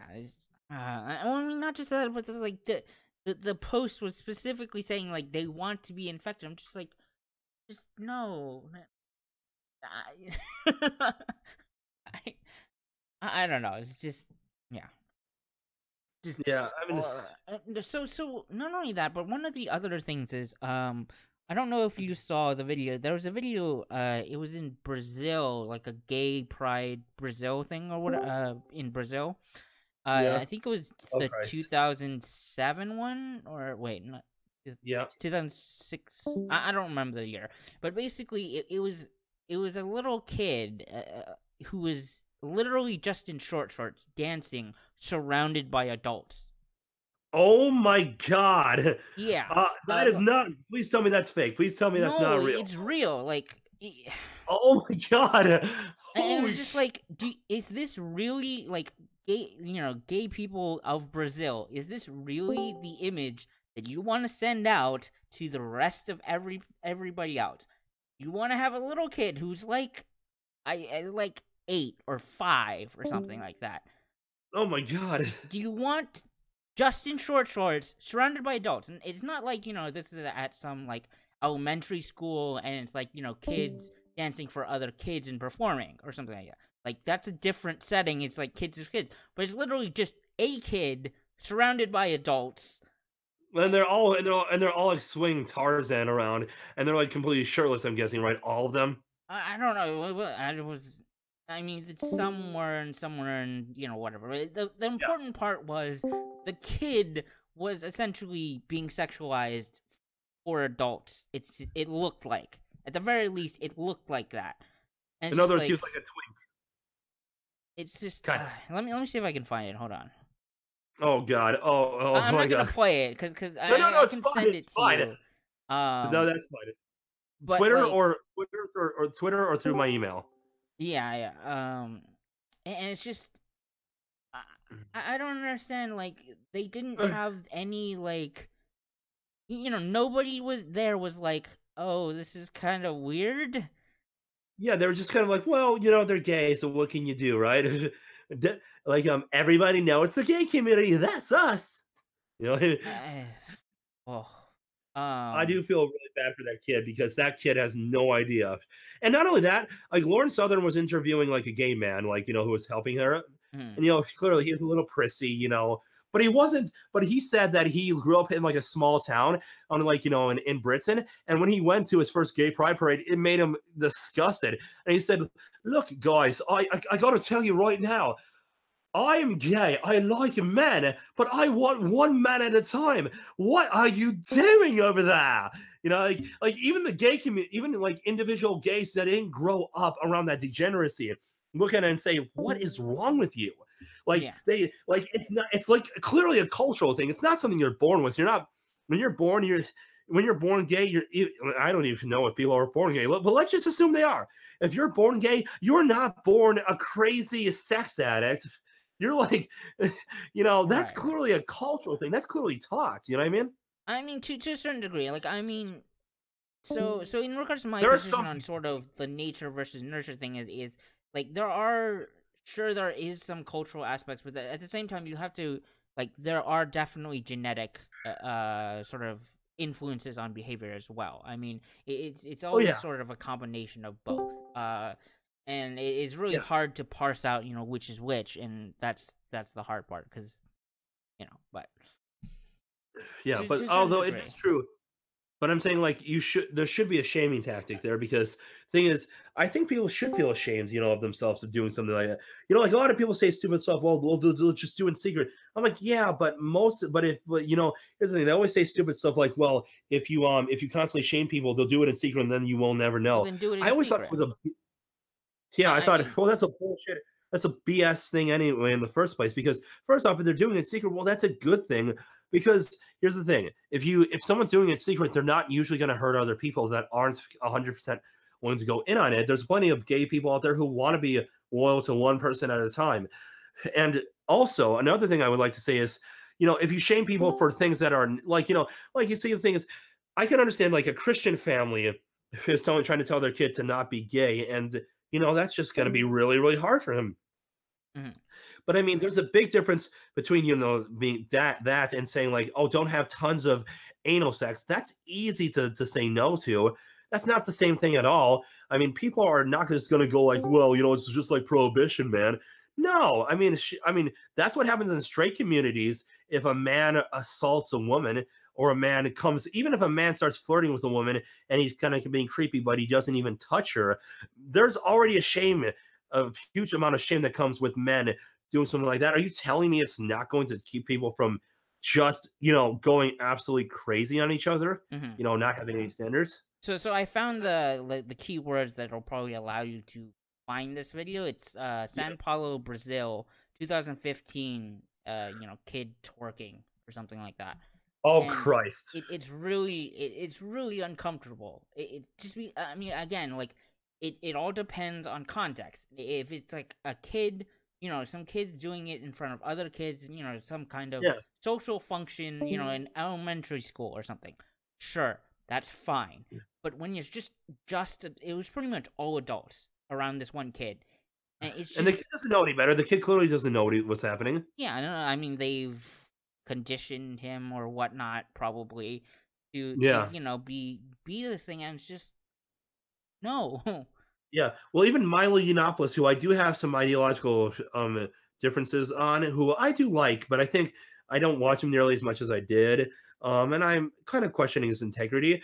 Even he says, he was arguing with Joe Rogan, and because Joe was literally saying that there's this mom who who's pretty sure that his mom is gay, that her son is gay, even though she's like, even though he's like 4 or 5 or something like that, and he keeps going like, well, his mother is wrong. He has no idea who he's going to want to fuck in the future. He has no idea who he is. I have a terrible British accent, and no idea at all. He has no idea. I have a very, very big like hatred towards you, prescribing sexuality to a young child. To a young child, I feel is completely inappropriate. You know what I mean? Even a gay man who talks about sucking black dick all the time is like, no, you shouldn't be doing this. You know what I mean? You shouldn't be. Which part? Like, what do you mean by prescribing? I'm not sure the As situation. in like proselytizing, as in like the idea of like trying to like describe a child's sexuality when they're really really young. It's like, no, that's way too young to be talking about what a child really thinks about sex. You know what I mean? At that age, Mhm. you shouldn't be trying to say, like, oh, this child is clearly gay, because at that point, how would you know? This is a child. Right. I mean, so this sort of gets into Consent. transitioning actually, because I got into it with oh, what's her name? There's this trans woman who's very very SJW, and she's like Contrapoint. no, not ContraPoints. The one who didn't know it was gays being thrown. ISIS was throwing gays off buildings. A little more detail. So she got. I'm looking for her thing now, but basically, somebody was showing like ISIS throwing gays off the tops of buildings, which they do, and she's like, no, they're trying to save them from suicide and stuff like that. Like What? literally, that's what. Yes, she's that Oh insular. Like, my god. um, Oh, oh, that's yes. that is mental gymnastics I've never seen before. She Well, I should win an mean, award. My God. it's just the amount of I don't know what rock she crawled out from under, but she just I guess she didn't know that ISIS threw gays off buildings, and it's just like uh, anyway. So I Well, got into this maybe with they're her. just trying to help the kids. Maybe they're just trying to help the kids. Zinnia Jones, that's her name. Zinnia Jones. Zinnia Jones. How do you Yeah. spell that? I'm just gonna Here type it in. I'll copy it. And Sorry. basically she so one of the things I'm concerned about is transit. They want to like some people are advocating transitioning when they're like young, like I like 5, 8, some under That's 10, disturbing. and That's so disturbing. Kids are so so stupid. Kids do not have good mental cognition. That's so stupid. That is bad. yeah, and so essentially one of the things that I mean, not okay. So sorry, I shouldn't say transition, but along the lines that they want them to be on like puberty blockers and like basically like hormones and stuff like that. Not full transition. That was I shouldn't have said that. They want them to be on like hormones and stuff like that. And so one of the things, Mike, I was concerned about was, there could be side effects and stuff like that. And she's like, "Oh no, there's no side effects. It's all fine. Everything's fine." And I'm just like, "Okay, well, there's this trans chick, who's like, I think she's 15, 16 now or something like that. She got put on puberty blockers. Well, let me see if I can find her name. Is that one kid on the National Geographic cover? No, it's like Jazzy Jennings, I think. Let's see. Hold on. Oh, it sounds familiar. It sounds very familiar. She has a TV show. Yeah, Jazz Jennings. And so the Oh, puberty blockers, literally, according to her, of course, according to Jazz Jennings, according to her, because of the puberty blocker, she didn't have enough material now to like transition or whatever, right? And so yeah. like that already right there is a side effect. That's a negative side effect, and even affects like it's not like even health per se, but it's like along the lines of like she couldn't even properly transition. Number one, Into a woman, huh? into a woman, yeah, and not enough material. Number one, number two, the other problem was, that there's some.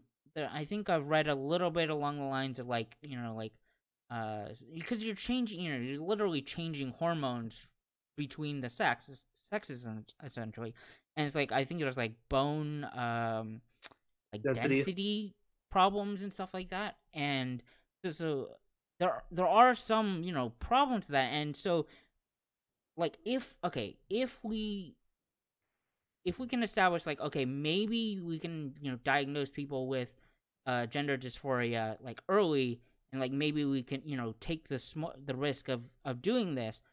Okay, maybe, but can we actually diagnose them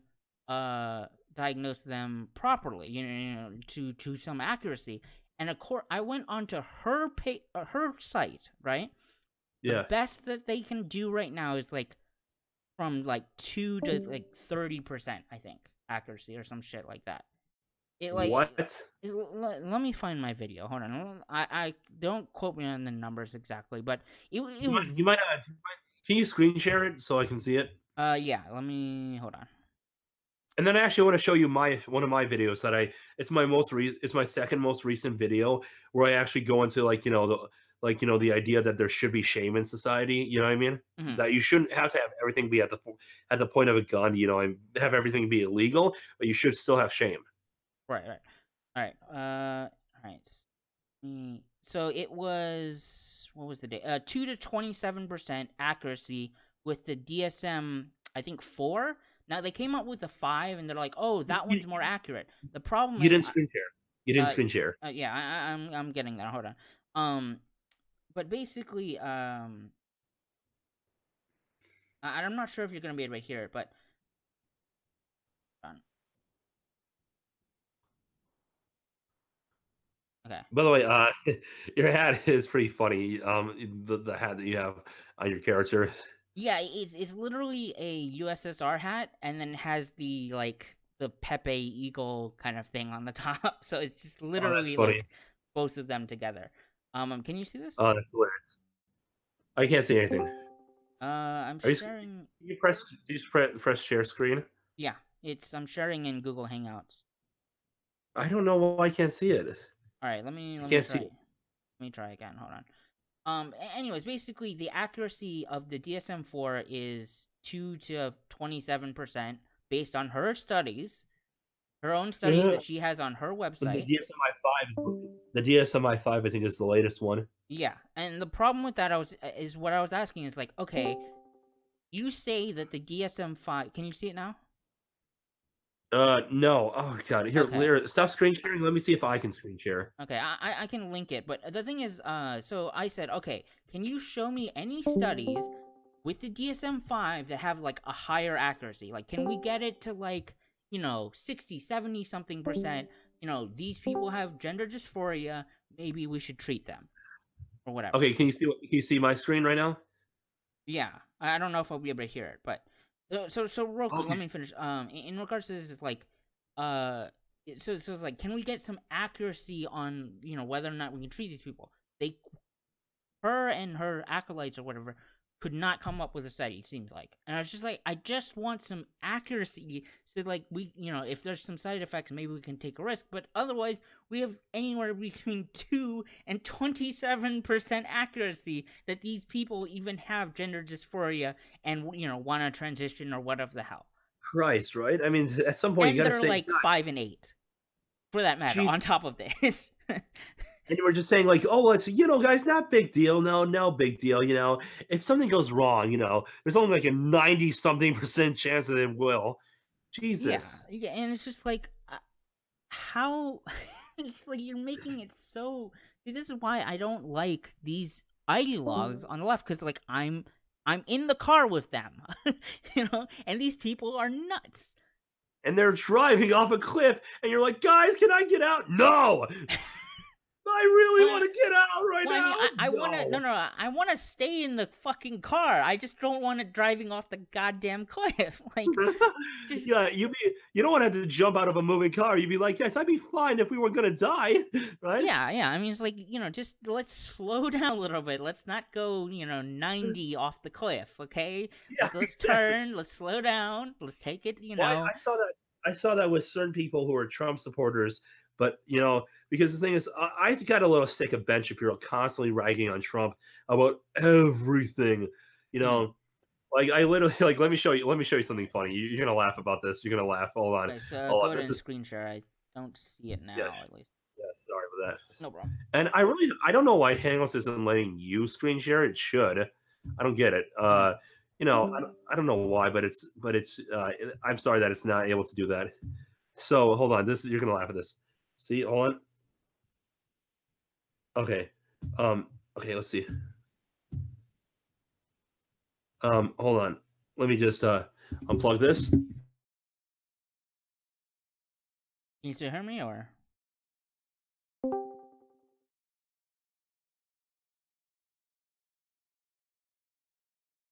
um?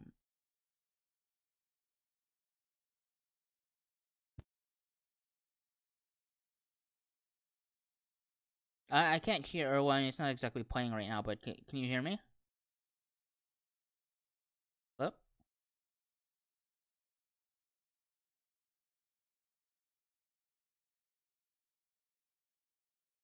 Can you hear me?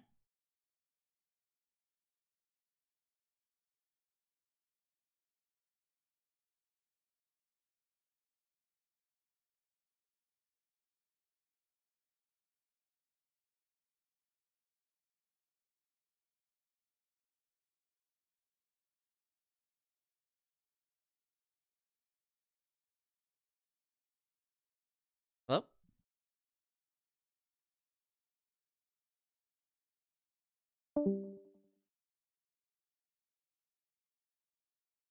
All right. I'm not sure if you can hear me. Can you hear me?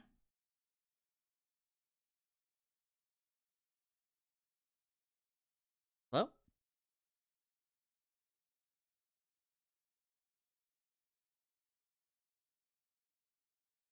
Arcion? I don't know. Apparently, guys, if you guys are watching this, I I guess he can't hear me right now, but we'll see if I can get him back.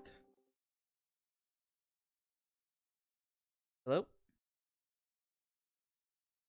But yeah, so far I've been having a pretty good talk with him, and I think this is the sort of bridges and stuff like that that we need to bridge between people who are like-minded, who are invested in society and want to essentially the best for it. They don't want to check out, as I was saying, in the sense that there's this sort of the ANCAP, not ANCAPs, the alt white and the Antifa, those kinds of types who want to like radically change society.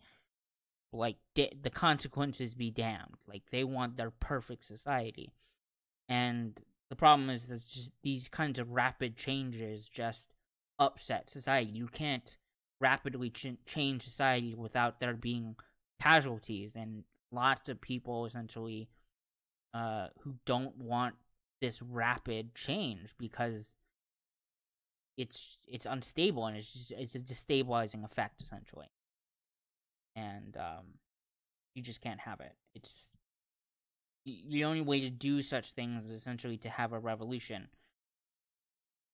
and it revolutions are bloody. I mean, you have the French Revolution, you have the Russian Revolution. You cut people's heads off, and it's not a very good. It's just not very good.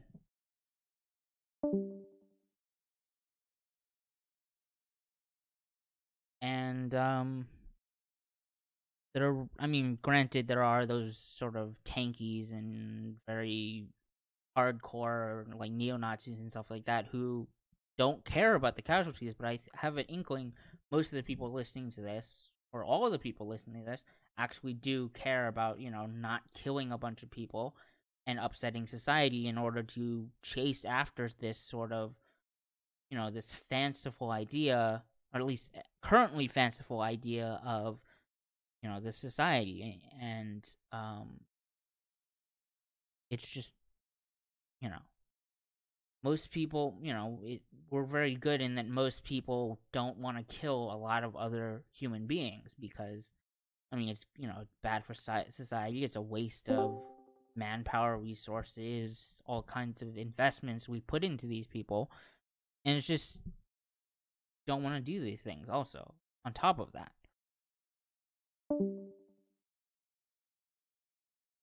Let me message them on Twitter, see if,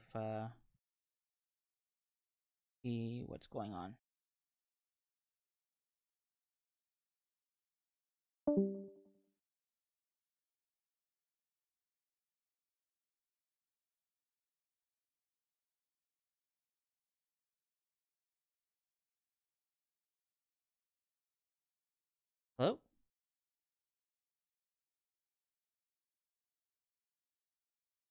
Okay, I can't hear you. Before we begin, I would just like to say I don't have any hatred towards.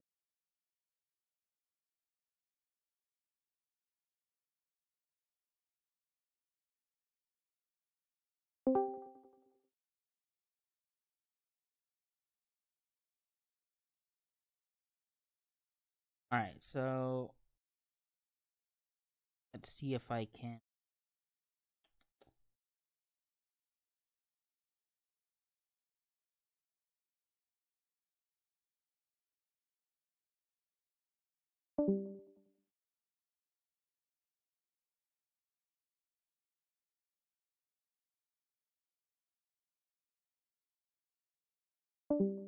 Alright, let's see if the. Okay.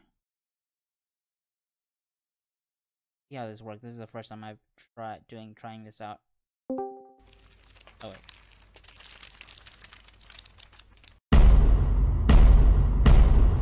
Hello, squad. We're here to talk about Zinnia. ISIS was saving the gays from suicide Jones. Here we go. Let's keep going. Alright. So we're kind of waiting for him to come back at the moment, but I'm gonna mess around. Okay. Oh. Hey, are you able to hear me? Are you able to hear me? Yeah, I can hear you now. Yeah. Let me just turn off my camera.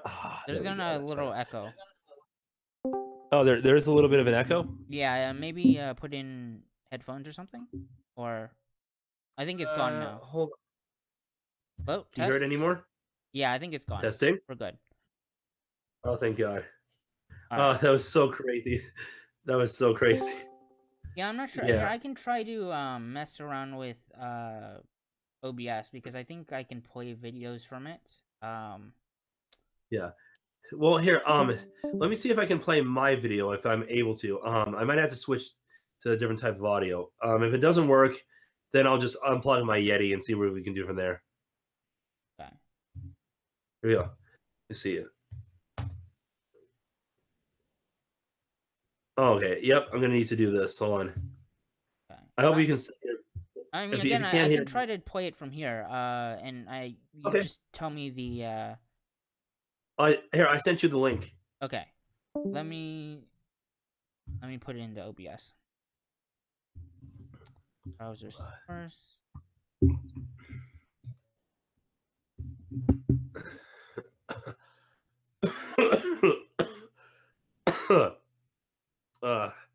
Weird shit has been going on my computer all week, honestly. Like, you know, like especially with some of the videos I produce and rendering and shit. And I'm like, what the hell?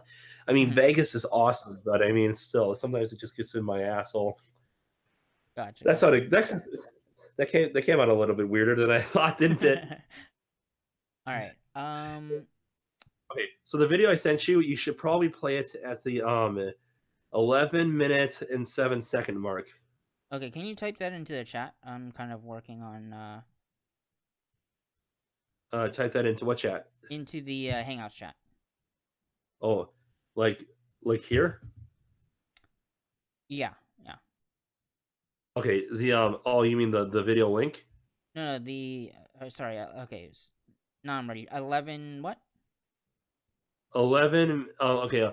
11 minutes 7 second mark. 7 seconds. Okay. I'm leaving that in there. I'm leaving that in there because that's funny. This here's one of the tamer. Can you hear that? I was playing for a little bit. Yeah. Okay. Cool. Cuts from the Friday show. He was totally off the handle. Hey, this is all stupid. It doesn't make any sense. It's economically illiterate. Okay, I was writing full pieces in March 2016. I heard something else. Oh, okay. I'm not sure. I mean, I know it seems like OBS is OBS is like working in the sense that like the audience will be able to hear it, but I'm not sure how to make you guys hear it. I think that's when the. Well, here, let me try. Do you mind if I try something? Do you mind if I try playing it on mine, but seeing if this would work? I mean, I'll try this. Let me just try this because I the can worst also thing. link it. By the way, I can also link it in the description. People can watch it later, I suppose. And you can maybe Yeah. just I guess sort of summarize like what your point is, I guess, in regards Oh, to that. it's a funny joke. Like Ben Shapiro was going completely off the handle about Trump saying like this is awful. And he says like he has the same plan as Bernie Sanders and it's stupid. If he knows if you have any of the same policy plans as Bernie Sanders, you're stupid. And all of a sudden I interrupt and I say I have a screen and like Ben Shapiro's face frozen. And I go, oh, look out, we got an edgelord here. And all of a sudden you're like that oh sound from like the rap battle or whatever. Mm-hmm. Yeah, I played that and with Ben Shapiro's face there, and I put his face between 3 parentheses. Gotcha. Like I am so gonna get sued for that. It's political. I mean, it's political commentary and stuff like that, which is the highest protection. Yeah. Well, you see, I'm a political commentator. That's what I meant. Well, that's why I called him a piece of shit. Well, I mean, hey, it is your right to call him a piece of shit. So you know. Right, exactly. And I think Ben Shapiro does have some good points. I think sometimes when it comes to like stuff about like social issues like abortion and stuff like that, he does make a lot of good points. Like you said, Jimmy Kimmel, he would love to describe what a late-term abortion looks like to Jimmy Kimmel, because he says it's not the same as any other abortion. And Jimmy Kimmel saying like, oh, it's just a cluster of cells. And I'm like, well, I'd like to literally take the manual that Planned Parenthood themselves use for their doctors and show him read to him exactly the description of what happens to a baby during that. And I thought, oh, that'd be great, because then even if Jimmy Kimmel defends it, I'd be like, well, at least now we know where he stands. You know what I mean? Or when he talks about stuff like, his personal responsibility in the black family and the nuclear family, that's all good. But then like all of a sudden he goes like off on Trump, and the thing is, I think the alt-right should stop worshiping at the feet of Trump and realize Trump isn't perfect either. But I mean, this dude is like Ben is sometimes just loses his shit. So I'm like, dude, calm the hell down. Dude, I get it. I know it's your job, but I mean, calm down. I mean, I to be honest, I think actually the alt-white has sort of moved away from Trump a little, especially after the because they really did not like the he was trying to come to an agreement on DACA and the wall and stuff like that, and they really did not like that. Not only that, but gun control was terrible. I was like, really? Are you going to start doing that now? Mm-hmm. Like, that was terrible. You know what I mean? Yeah. I don't remember exactly his comment. I mean, he was talking about what, bump stocks, right? If I recall correctly. I don't even know what here's the thing. I never bring up bump stocks in a debate because I don't know much about them. But let me just look up what they are. So, like, literally, a bump stock is so the stock it goes up against your shoulder, right? Yeah. And so a bump stock is literally a spring that's in the stock itself. So when the gun essentially comes back or whatever, like it comes back, it puts this. Well, I mean, it normally already cycles or whatever. But the thing is, it as the gun goes back, essentially, so you're holding. Okay, so the handle is attached to the stock or whatever in a bump stock. Yeah. And so you hold your finger there. And then, as the gun goes back, it pushes it against the spring. It pushes it back. Yeah, those are bump stocks. Yeah, and it essentially pushes the trigger into your finger again. Oh, I see. Yeah, and so it turns semi-automatic into pseudo-automatic, essentially. Fake automatic. But I mean, again, the problem with this is like, you can, as Luddy demonstrated, you can literally make a machine gun from just metal, like metal he bought at the store. Gun made of power tools. No, put Luddy, Luty. Okay. Luty. And then gun. There you go. And this is being shown on the stream. So yeah, it looks rough as heck, but it's an automatic submachine gun. Not only that, it looks like it could definitely do damage and work. Yeah. I mean, when I was looking at it, it's sort of reminiscent of sort of the grease guns and the I forget the British one, but like we had the grease gun and they had the other That kind of submachine looks gun. that kind of looks like an Uzi. You know what I mean? A little bit like an Uzi. Well, Uzis are a little bit smaller, I think. Because Uzis are smaller because the trigger and the magazine is in, the magazine's in the handle and whatnot, so it's a bit shorter, longer than an Uzi, but. You made all these? You made all these? Well, I mean, these are probably based on his design. Like, I think he made one and then got arrested, and this was in the UK. Oh yeah, but I mean, of course, like, did they let him go eventually? I think he served some time. I have to look exactly. Yeah, but I mean, look at this. Look at all of this. Like if Britain really wanted to go to war, all they have to do is have smart enough people to know what to do, and boom, like, yeah, this is, you cannot just completely destroy the idea of guns existing. It's impossible. People find ways, and you can't say, well, we'll tell them not to. I'm like, they won't care if you're taking away their rights. In regards to that, like Britain going to war with like these sort of rough machine guns, like that's literally what they did in the sense that if I recall, I think it was Britain. It might have been the U.S., but I'm pretty sure it was Britain. They made a toy factory, a literal toy factory, into a submachine gun, like to turn out submachine guns. Like a front. Like they would make toys and then they would use the leftovers. They would slow down production. Well, no, they stopped. They stopped toy production, obviously, but. Well, I'm guessing they probably made some toys just to kind of make it look like they weren't making guns. You know, kind of doing secret. Well, not so much that. The way you would disguise it is, for instance, the U.S. I think also did it. They actually had giant canvases of like giant painted or whatever canvases that covered up these factories and that to make it harder for bombers to, the Sten gun. I think that was the name of it. That was the one I'm talking about. The Sten gun. That looks like if Luddy didn't just make a gun just to prove a point. That looks like if he was ready to go to war. Look at that thing. It's cleaned up. It's stainless steel. It's got a nice look at the hammer on that thing. It's very, very well made. The barrel is clearly cleared out. I mean, look at this. Look at this. You could literally arm people. Like, you could literally give people the ability, if they wanted to be like insurgents. Like, if by the way, like there's some beeping. I think people are I think it might be one of your apps. Or is it mine? Hold on. Oh, might be mine. I don't know. But it might be Discord. I have Discord open. Yeah, I'm trying to close it. Is this the original one? Is this the one? Is this the actual one? No. Well, because it looks a lot of rubber. It's a little different because the handle in his is like metal and whatnot.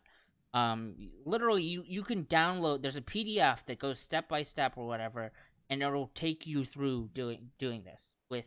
I want to find this. So, like, tell me where the the PDF is. Just look it up. Look it up. I don't remember exactly where it was, but like you can just literally look it up, and it's really simple, and it's just what are you gonna do? Expended home firearms, the home, the gun, That's probably it. I would say something along those lines. Let me see. It looks like. Hold on. It's doing something. You're able to see what I'm seeing right now, right? Okay. So, yep, that is very nice. I don't know if you've heard of Forgotten Weapons. He's a YouTube channel. I have not. Okay, so basically he goes through sort of some obscure sort of weapons and sort of takes them apart and put like how they work and stuff like that. And he did a video on this, and that's how I heard about this. And I think that's a document right there. And literally, it's just, that's the thing. It's just, but anyways, Forgotten Weapons is a very good channel. Like he's done sort of all kinds of weird and interesting sort of This weapons. looks like the PDF. This looks like the PDF, but how would I download this shit? How do I download? You should be able to download it from right there. I can't see. I can't see any. Yeah. Goddamn. Go ahead. Yeah, I'm listening. But anyway, so that's just, it's very easy to make these weapons. Just look. You got dual machine guns. You got literally. You could carry this on your hip. You could carry both of them on your hip. A cop could be walking around, being like, "Oh, hello, good day," and he could be like, "Good day, so you too, sir," and just pull both of them out and just shoot him right there. Like that's literally what you. This is yeah. The worst part about this is if they gave them gun rights, they would be less tempted to do this because they wouldn't be pissed at the police, and they wouldn't start learning how to just like make whatever kind of big designs they were. Because be like, no, I can just go to the store and just get this. People would be able to track the weapons. They'd be able to police them. They'd be able to regulate them. But by just making these completely illegal things like these things actually do scare me because there's no serial number on here. There's no way to traffic it. You know that this could end up in the hands of a child just shooting it off in the sky. And the worst part is there's like an unlimited amount of these. But the thing is, they're probably not going to be made by law-abiding citizens. They're probably going to be made. I wouldn't be surprised if the Yakuza is already making these. You know what I mean?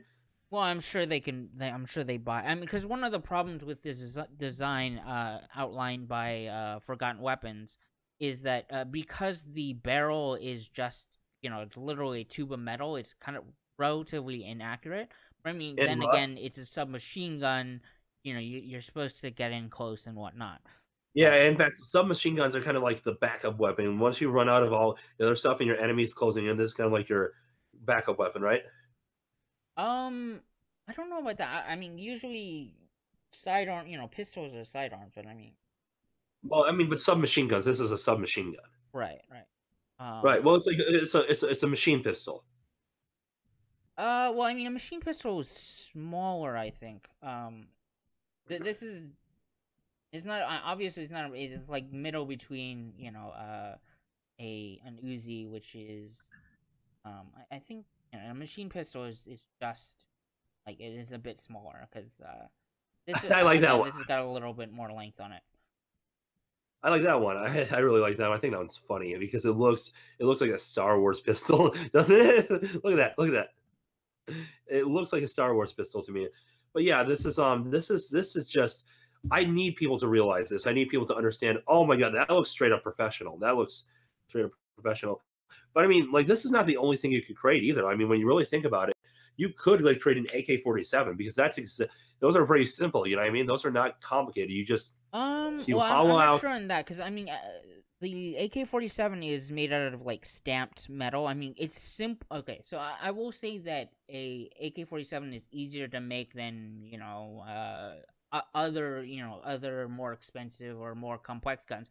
But if I recall correctly, the AK is made out of stamped metal. You do need some machine, because again, the on this particular submachine gun, the barrel is unrifled. So you do need some of the machinery to rifle the barrels. What does it exactly mean? What does actually this rifling the barrel mean? So, is this coming from a guy who wants a gun really bad but doesn't have the money right now? So rifling is like the twist. If you I guess you could Google like rifling. Wait. Does that mean like does that mean like you put grooves on the inside of the barrel? Yeah, that's the rifling. It gives the spin to the bullet, so it's accurate and it flies true, basically. It's that spiral sort of pattern on the insides of Wait, what's that? Rifling gun or firearm, something like that. Whoops, I typed it in wrong. Hold on. Here we go.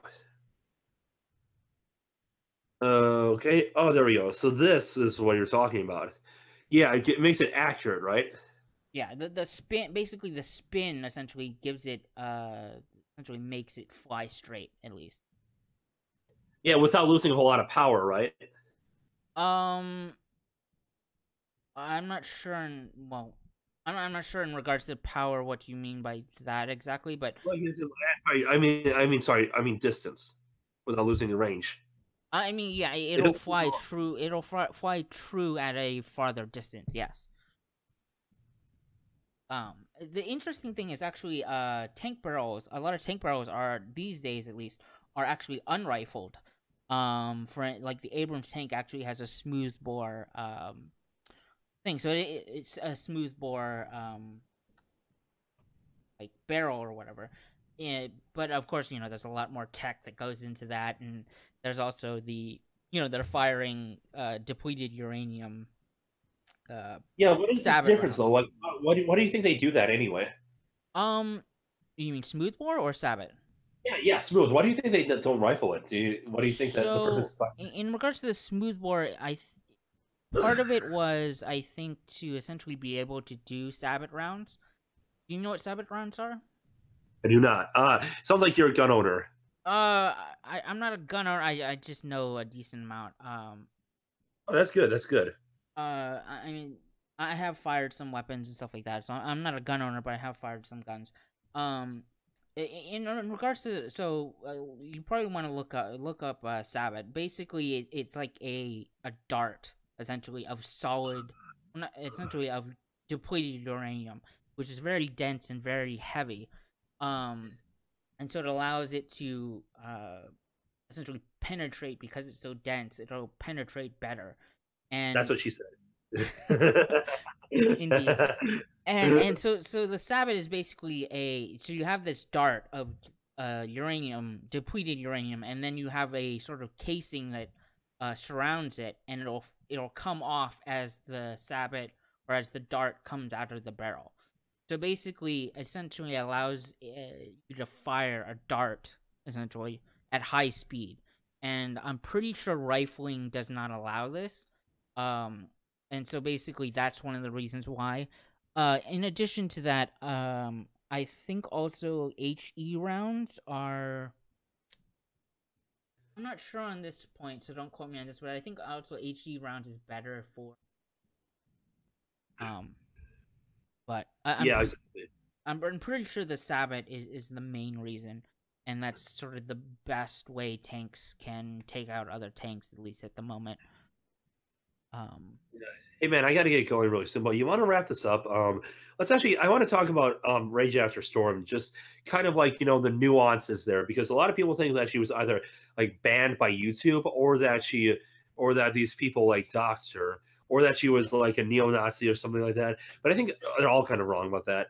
I mean, technically, in regards to sort of doxing, like, Kraut did try to contact her employers, and like, he tried this excuse like, oh, she wasn't fired because of me. That's not the point. The point is that he tried to contact her employers to get her fired, whether it's paid job or not. It's just, he's trying to get her, essentially, these fired from her position, essentially, over her speech. And like, and I do think her video was like, definitely one of the main problems with her video is that she was, quote, trolling, or so she says, that she was, quote, trolling, but also, like, she didn't specify the line between trolling and serious, because if you're going to take a very serious topic like race and IQ and all these other things that other people take seriously, and you don't have a distinct line where your trolling is, then it's a bad video, because your intentions are not clear. You're, you quoting the Daily Stormer and shit. Like, it's just bad. It's bad video. It's bad communication. It's bad. Yeah, like if it was clearly all laughs and it was clearly not to be taken seriously, that would have been different. But I mean, like, when you can't be clear about what you believe, what you're actually making a joke about, what is serious, well, then how the hell is anyone supposed to do it? Like, it's like, look up Vegan Gains. His real name is Richard, but there's plenty of times like when he says like, oh, you eat animals, well then you don't deserve to live, shit like that. Like he'll go off on people and just like say, well, I should fucking kick your ass, he does this all the time. But there's no comedy. He also has this he's got the picture that with the knife to his throat and shit, and it's like, Yeah, you seem You really looked him up? You sane looked him up? individual. I thought you didn't know about him before. Oh no, I'd heard about him. I don't watch his. I haven't seen any. I haven't delved into this abyss that it sounds like it is. It is. It is. It really is. At least with him. At least with him for sure. I don't care enough to, like, I just, I don't want to. It seems like a complete waste of time. Yeah, it can be. It can be at times. Yeah. If you're gonna jump in, you might as well say, well, next I'm gonna jump into a tub of acid. Well, you know how that works out. Yeah. I mean, because the thing is, in regards to, again, I did a video on this, which I think mostly I would stand by, but there are some things a couple of things I might change, and I've changed a little bit in perspective since then, but like some of the things she says in the video are accurate. You know, she does cite, FBI statistics and stuff like that, and but I mean, a couple of things it's just like it's a little out there, and I think she makes a little bit too much deterministic argument, I think. Yeah. That's something I have a problem with the alt-right in general, is that they kind of don't always remember that people can choose for themselves what they want to do. I mean, yes, there is something about like intelligence, that's clearly genetic, but personality has nothing to do with genetics. Like that's something that TLDR talked about. To a degree. I would say that again, like, my position is basically everything has a little bit genetic and a little bit environmental, sort of society, essentially. But it can your personality can definitely be, shaped by society and stuff like that. Well, yeah, but what I'm saying is the biggest thing that people forget is that IQ and personality are completely separate spectrums. Is what I'm saying. Mm-hmm. Yeah, go on. What are you gonna say? So I'm actually really this whole, because on YouTube this whole sort of race realist kind of thing has been going around and stuff like that, and so the thing was like, what I don't understand is there's sort of the Kraut sort of camp, I guess, in regards to this, and it's like it seems like they really don't want to. Some of them don't want to admit, like, there are differences between races. For better or for worse, they exist. They do. For instance, like, as the sort of say, there's some of the points that they'll bring up is the opposite camp will bring up. It's, if two, white people have a baby, the baby's gonna come out white. It's not gonna come out black. It's not gonna come out Asian. It's not gonna come out Latino. It's gonna come out white. Like, there's clearly differences. And then another analogy I like to sort of say is essentially like, so you and me are different, right? We have different views, we have different strengths, we have different weaknesses, and so if you're going to have a whole group of the two of us, essentially, you have a whole group of individuals. Those two groups are not going to be the same. They're not going to be, like, not everything is going to level up with everything. Now, there's, one group will be stronger in some areas, and then the other group will be stronger in other areas, but they're not going to line up 100%. Right. And so that's basically the sort of thing.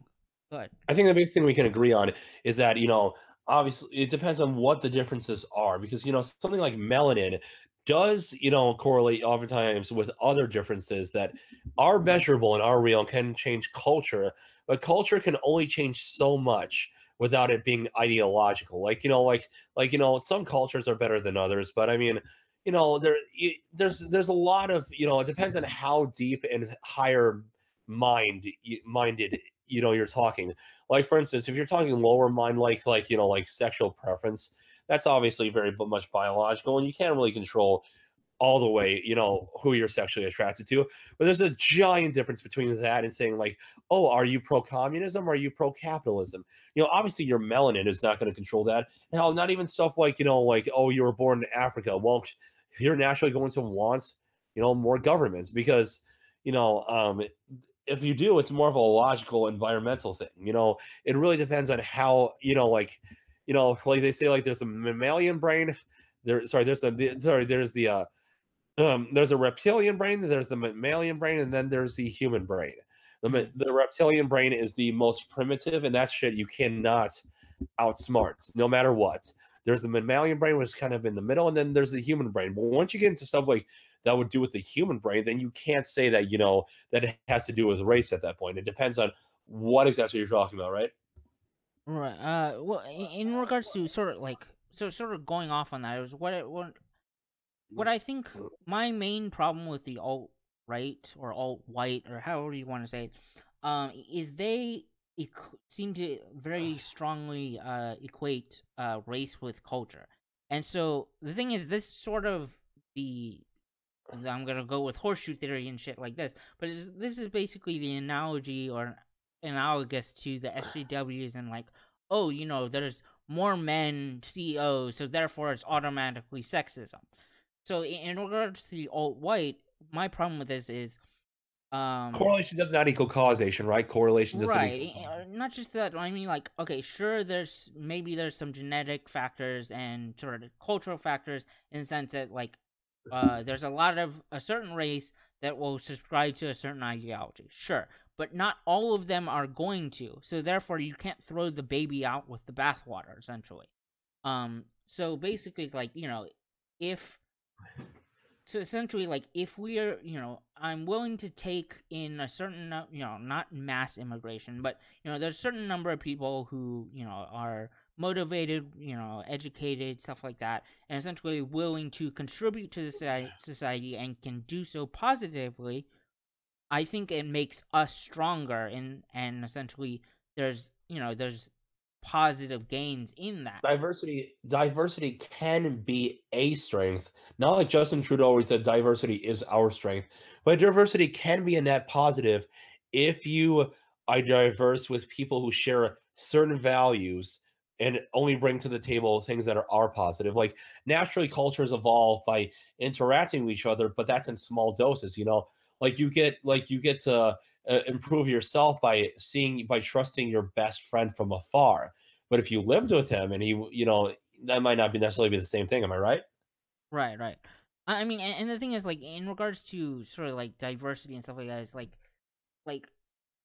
diversity of thought, multiculturalism. So one of the things is, like, I'm not for multiculturalism. Multiculturalism is bad because it implies like the culture that is being, you know, that comes in or whatnot, or the other cultures, like, it exists and it's not being like essentially there's multiple cultures in one like country or whatever, and that's how you get civil wars. And so what I think in America is essentially should be a monoculture, but then you have sort of your subcultures underneath it. Like, you know, we have to have this shared, you know, hey, you know, we want freedom of speech. We want, you know, freedom of religion. We want, you know, these shared sort of values. Yeah. So in other words, what you're saying is you should have a core identity. That's fine. And I say absolutely. I think what makes a country is not one identity. It is one core above all else identity. Kind of the way, like, you know, the states will make their laws, the federal government will make their laws, but we all bow down to the Constitution. Kind of the same way with culture, right? Yeah, we're all Americans. We want, you know, to work together and, you know, and essentially come together and work together and stuff like that, instead of like, hey, you know, we're gonna form like this, you know, because literally in England there are spots where they've done surveys and like they think like in Muslim like enclaves or whatever, and they think that the rest of Britain is Muslim or whatever. Like, all of Britain is Muslim because they never leave their enclave or whatever. And it's like, that's way too insular. Absolutely too insular. It's like, essentially, it's like where, you know, it's like it's taking the Middle East and just straight up transplanting it. It's not like, you know, sort of incorporating the good elements, if there are good, you know, whatever good elements there are in Islam or whatever. I mean, again, this is coming from an atheist perspective. I don't like, you know, religions and stuff like that in general, or in the sense that, like, I disagree with them. But, like, you know, if there are good aspects, you know, sure. if there's bad aspects, no. Yeah, exactly. When I think that that's the most annoying thing. You can't say that some things are better than others, that some cultures are better than others, which I think is ridiculous. Here's the thing. I mean, part of the reason why I think that Africa is as poor as it is that the West had introspection. It was willing to say, "Oh, slavery was fucked up," because we all kind of started slavery at the same time as each other. But the West kind of said, "Oh, this doesn't work. This is bad. We're being bad people," and we changed. But other African nations stay very closed off, and there's tons of like slaves in sub-Saharan Africa. You know what I mean? I mean, to a certain, I mean, in regards to Africa, I have a little mix. Like certain, like you can't deny to a certain degree, like colonialism or like leaving, colonialism leaving and sort of this structure sort of breaking down had an effect. Like you can't deny that, but at the same time, like. Yeah. They also still have like we can't just do everything for them. They have a responsibility to help themselves as well. It's not like you can't But I think they blame could if they wanted to. They could look everything to on us. colonialism. Yeah. Well, that's the thing, though. They could look to other people and say, "Hey, let's do what they do." They don't even have to ask us for help, but they chose not to. I mean, Asia kind of did the same thing. I mean, even Europe in general has always kind of been looking at everyone else and seeing what everyone else is doing and see what works, see what doesn't. And they've also been very much focused on sciences. But there's so little civilization in Africa. They're not very science focused. They're more like just survive focused. I mean, You know what I mean? in the sense, well, I mean, yeah, in the sense that it's science. You're saying they're not science focused because, like, there was I don't know how much you watch Sargon. I watched him to a degree. I think he's lost his way a little bit, but I hope that he can sort of get back on track. But essentially, he showed a video. And it's like they're talking about like in a university. I think it was like a debate on like whether or not science can explain the voodoo magic of like fucking somebody getting struck by lightning, and science can't explain that shit. And it's like no. Like then it was basically like one sole person was like was trying to inject a little bit of sanity, and they're like no. And it's just like you need to decolonialize your mind and of the white science. And, yeah, it's just like. Oh, that is funny. That is funny. That is, y'all as colonizers, we was kings. Yeah. Y'all need to stop colonizing our ghettos. And the other thing is, like, in regards to, I saw essentially Black Panther, and the sad part is the way that they portray Wakanda is like it's not really. There's like there's this quote advanced society and stuff like that, and it's like they didn't. I mean, yeah, they created, but like the only reason why they are able to do it is because of vibranium. Yeah, some kind of and they don't even trade with people, which makes no sense. Because it's like, how are you that rich and you don't trade? Yeah, I mean, it's just weird, and it's like it's almost like vibranium is just this magical substance that will allow you to advance, and it's just like okay, so then it's kind of not like they're kind of not the reason that they're advanced. The only reason they did is because they had vibranium, and so essentially if they didn't have it, then they'd be like all their neighbors, like third world whatever. Yeah. Not only that, it is a little interesting, the idea of vibranium, because when you think about it, Africa actually is the most resource rich place in the entire world. So when you actually look at how many resources it has, like like copper, silver, a lot of like diamonds, vegetation, gold, stuff like that. Yeah, platinum, and yet they don't. And yet they're still poor because they don't know how to use any of it. And look at Japan; it's not very big and it's not very resource rich, but they're smart. And they said even when they were not trading with America, they were very Western in the way they were formed. And so you just see it. I don't know so much about it's not that they can't use it, but one of the problems is a lot of a trend essentially in regards to real quick in regards to sort of countries rich in resources, a lot of times they'll have civil wars over them. Yeah, and they can't just like they'll break up into sort of tribal warfare, like this group versus that group, and they'll have a war over the diamond, because there's like blood diamonds and whatnot. And it's just like, if you guys weren't blowing each other up, you could, actually profit off of, these resources and build something for yourself. Yeah, they're so tribal because I think for the longest time they were so kind of isolated from the world, like they isolated themselves, that all of a sudden when the world advanced, they saw all the value that the world had, but they were still in their tribes, so they never ever unified as a nation. They never ever did that, and they all of a sudden now they're fighting each other. They can't get anything done because they're too focused on shooting each other over the resources rather than actually using them in any positive way. You know what I mean? Yeah. I mean, having a civil war is not good for the GDP. That's for sure. Yeah, exactly.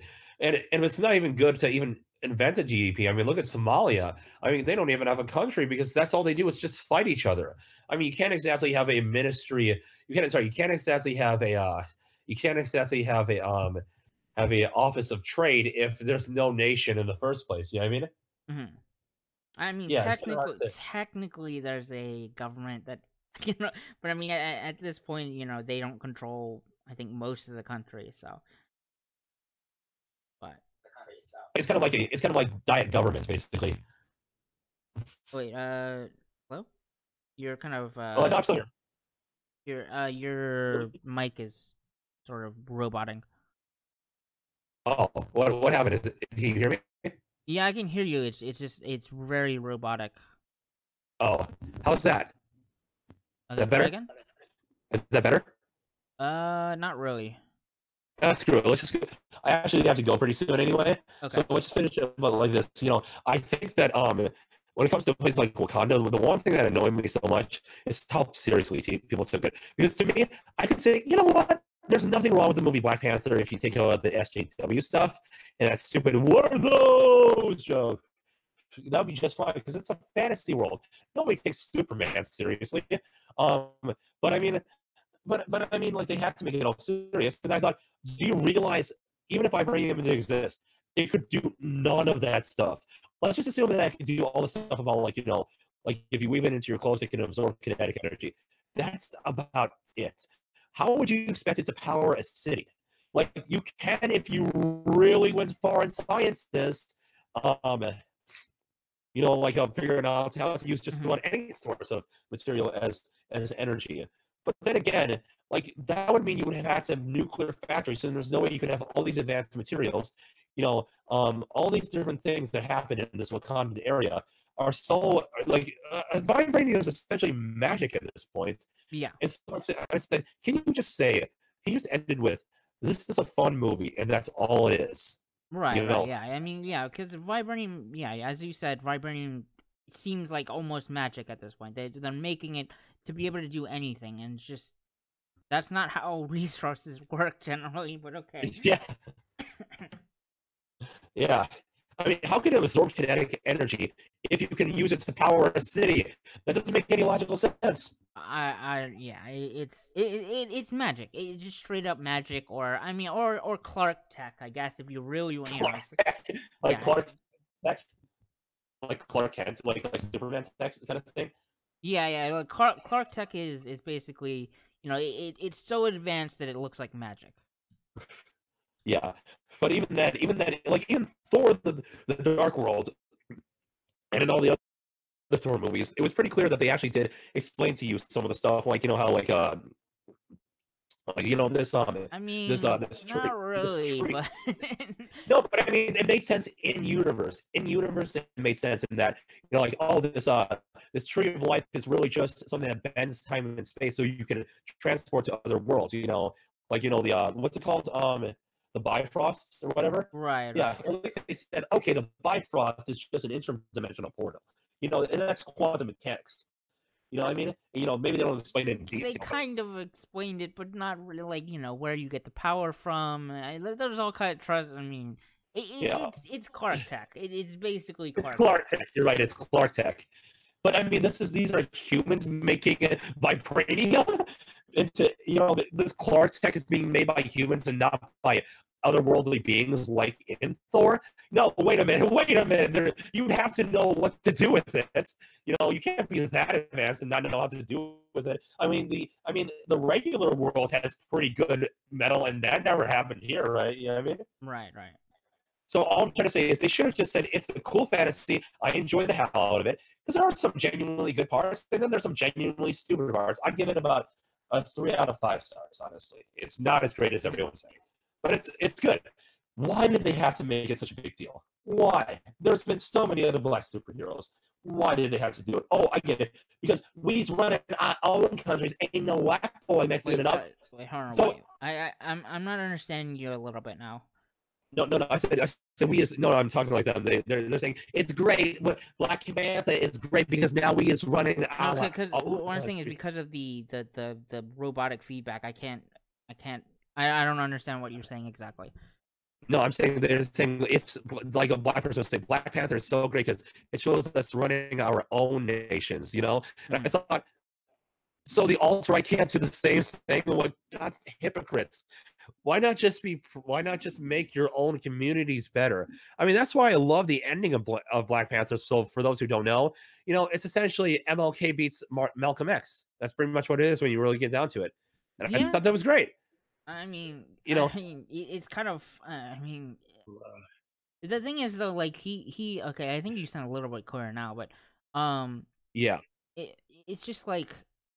Because essentially it's like they were making through most of the movie they were making the alt-white argument. It's literally turn the characters white and you essentially have your alt-white state. Like, yeah, it's just like you guys have no self-awareness whatsoever if you're gonna take this seriously. And like not to mention that, but it's literally a monarchy. Like it's like the king has like all the power. I don't think there's any what do you call it, like parliament or Congress or anything like that. No, I think what it is is that these smaller kingdoms get a vote, but I mean, and like the king knows he only gets to be king because all the other royals and nobles, you know, fight him for the throne, and then he wins. I mean, that's not much different than other kingdoms. Like other kingdoms had, you know, the nobles still had to support the king to a certain degree. So you have an old, a monarchy. It's nobility and all this other stuff. Just like, great, wonderful. It's so wonderful. Oh. And they're always complaining about not being represented in government. I'm like, the fantasy you came up with, there is no representation. Exactly. Yeah. Well, anyway, dude, I really got to get going now. So, hey, thank you so much for having me on. Sometime I'll have you on my podcast called the Microwave Extravaganza. It's very funny. I'll say that much. When does it air, would you say? I usually don't have a specific schedule. It's just whenever I'm available, but I usually email the people a week in advance. Gotcha. Yeah. Right. So thank you so much, man. Have a good day. Sounds good. All right. Bye.